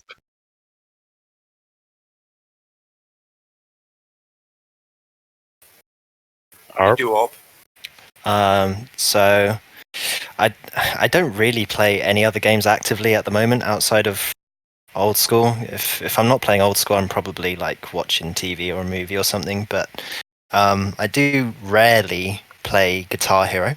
I used to play that a lot when I was younger. I used to be very into rhythm games. And there's like a couple of games that I used to play when I was very young, which I would very much be happy with just picking up whenever, really, which was Paper Mario The Thousand Year Door and Sonic Adventure, the first one. But those have like a definitive end, unlike Guitar Hero and old school, so there is it's not really something you can constantly play. But that said, I have played through them many times. Yeah, so right now, since it came out, I've been playing WoW Classic a lot, and I fucking love WoW Classic. It's excellent. I was going through a weird period where I hadn't. So up until about 3 weeks ago, I hadn't played old school in roughly a year. I was going through a weird period where I was just kind of waiting for WoW Classic to come out. I didn't really know what else to do, so I just kind of played. Like, I don't even know what I spent my time doing all the time. But one thing that has been consistent for quite a long time now is I've been playing a browser game called Trimps. Now, Trimps is so many levels deep of how complex Trimps ends up being. But if you like things that are pointlessly iterative, much like RuneScape, I'd recommend trying it. Can you spell that? Trimps. Oh, okay. Just in case. Definitely try it. It's almost everyone's going to hate it immediately. But I've played like thousands of hours of it in the last year, so. Was that it? Yes. Okay, let's just double check it. Okay, so right now, RuneScape's the only thing, but I can talk a little bit about like the games that I have played. I guess you could say long term or like full time, however you want to phrase it. So more recently, I did a large bout of speedrunning. Primarily the original Spyro trilogy, but then before that, other things that I've played a ton of have been MapleStory, including a private server, League of Legends, Dragon Nest, City of Heroes. There's probably something else in there I'm forgetting, but yeah. And also, obviously, I got quite happy when I don't remember who it was mentioned Monster Hunter. Me. Yeah. Yeah, Monster Hunter's great. Looks like a real great game. It's towards the Yeah, top. World looks great. It's Yeah. it's in my. I have like a really fat list of like almost 100. It might be 100 games that I'd like to play after I get 200 mil on RuneScape. So as you can imagine, neglecting a lot of high budget, good quality games for the most part over the last 6 years. There's a lot of good stuff that's come out in that period of time that I really haven't been able to play, and I'd be really looking forward to doing them at some point. Kind of at the points where I'd only be doing it until after RuneScape, but I think it'd be a lot of fun. Got a fat list. If you guys ever want to see it, message me. I'll send it to you. Funnily enough, because I mentioned speedrunning, sometime early next year, my side game to RuneScape is going to be RuneScape, because I'll be doing some speedruns in that. Yeah. Nice. All right, so we are nearing the end of the podcast here, but what has everyone been up to during the podcast? I have been cooking. I've been doing wines. I've taken a break from Keg on Head because I've noticed how close it's getting to 200 mil no longer being within the top 1,000. And I don't want to have a 200 mil that's in rank 1,000 or higher. So I'm trying to rush cooking now just to get it over and done with. How many What's people your are 200 mil XP? cook right now? Somewhere around 800 and something, and 999th is actively going for it and still staying at 999. Damn. 84.8 mil at the moment. Huh? Good It's luck. going to be a close one, I think, even with wines. For me, I've been doing Herb and Rune Dragon alts. I actually died once during the podcast. Oops. What's the herb How XP many at? alts? Rip. 81. Nice. How many alts? 2. Nice and comfy. Yeah. I've been actually playing the game the entire time. I'm very proud of myself. I think it's the longest RuneScape session I've done the last year. I've been doing med clues the Congrats. entire time. It's great. I'm so proud of you. You were doing what? Medium clues. Dude, I'm a one Yes. banana in Totus now, Randy.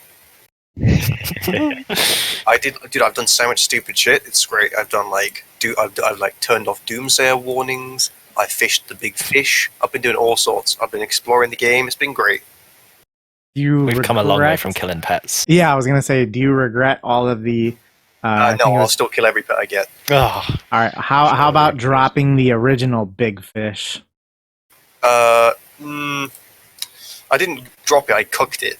I Okay, slightly same. regret that, but honestly, spending a week AFKing sharks was fine. it made for a good video. Made for a great series of tweets. I've been doing two-tick woodcutting in Priv the entire time while listening to some very relaxing lo-fi hip-hop. To study too. Any good hip hop? We've been jamming to. No, lo-fi hip-hop. I don't know what that is. It's fine, Randy. Don't worry. Yeah. Millennial music. Not the same thing as you listen to. Yep. That's too bad. I've just been doing agility, Prifdinus roofs at 152 mil XP now, and keep on doing roofs and fishing until I get pretty close to finishing up agility to where I get to the points where fishing can finish off the rest of it. Then I'll probably hop into volcanic mine after that eventually down the road. But okay, let's everyone shout out your social media. Tell the boys where the content's at. Yeah.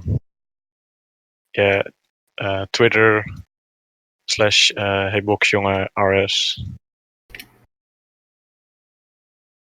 That's basically it.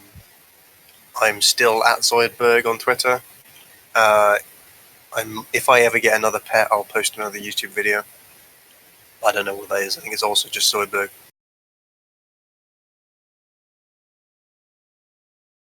Oh, okay. You can follow me on Twitter at RandalicioursRS. Follow me on Twitch, Randalicious.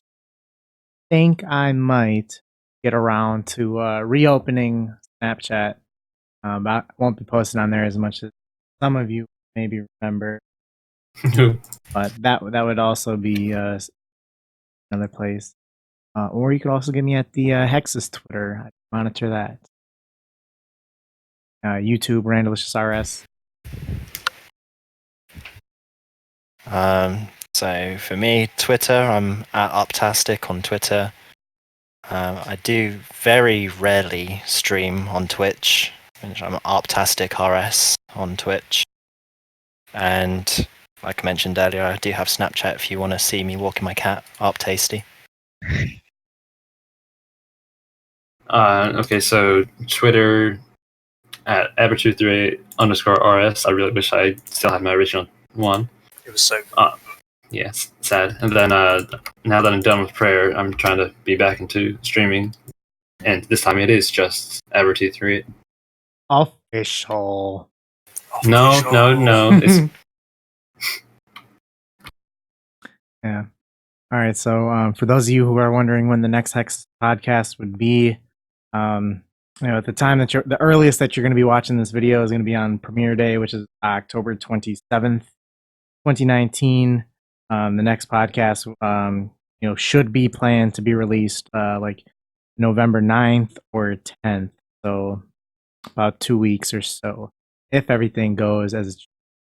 But best way to keep up to date with what's going on with that is by following the Hexis Twitter account at Hexis, and making sure to add to your bookmarks the Hexis podcast site. And we'll be sure to tweet that out. We have the links for that are going to be in this description and everything. Also, we're going to be running this competition here for a couple weeks, or until I guess we feel like we've got a great logo. If you'd like to submit a Hexis podcast logo, tweet it at Hexis. Be something that we could use on a t-shirt. We'll give you credit for it, but allowing us to those Hexis podcast shirts. I get one for myself, and we'll give you one for free as well. And yeah, so it's been another great podcast, over 3 hours here. I with the 8 questions that we removed, and with Sween being available for like 75% of it, for all the sacrifices that everyone here makes, we got Box is sitting here nearly falling asleep in his chair. Zoe wanted to go to bed 20 minutes ago.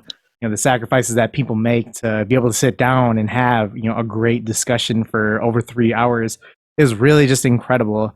So want to thank everyone for being on the pod. Abra, Arp, Box, Zoid, Sween. Thank you guys for being on the podcast. And Pleasure. It was a lot of fun. I think that perfect. Like if we would have had, I think we could have planned ahead of time, and it could have been a 4-hour. But we'll try to push a 4-hour at some point. So I want to thank everyone for being on the podcast. Thank you everyone for watching this. Again, you can watch our podcast on YouTube, Twitch, Spotify, Google Podcasts, Apple Podcasts, and Podbean. And we have the Hexis Podcast site where you can submit topics for the next podcast on there. We're going to keep trying to get these going every 2 weeks, and they might not all be 3+ hours. So I'm sure we're going to get a shorter one at some point. But also I just wanted to touch back again with the podcast being posted on Spotify, Google, Apple, and Podbean. Going to be looking to have to open up a Podbean Premium. So like Podbean auto posts to Spotify, Google, and Apple, like what you upload. And with that, you're only limited 5 hours of uploads per month. And I'm thinking what we're going to be doing, paying like a premium membership to that way we don't have to be like, okay, guys, this podcast has to be, less than 2 hours here to get what we want going. So going to be looking into getting the premium account to upload, bypass the limit that they have on it. Anyone have any closing comments? Thank you, Randy, for being such a great host. Yeah, thank you, Randy. I had fun. God bless. Hope you guys enjoy the podcast. See you in a couple weeks. Bye. Bye. Bye. Remember to drink water, gamers. Stay hydrated.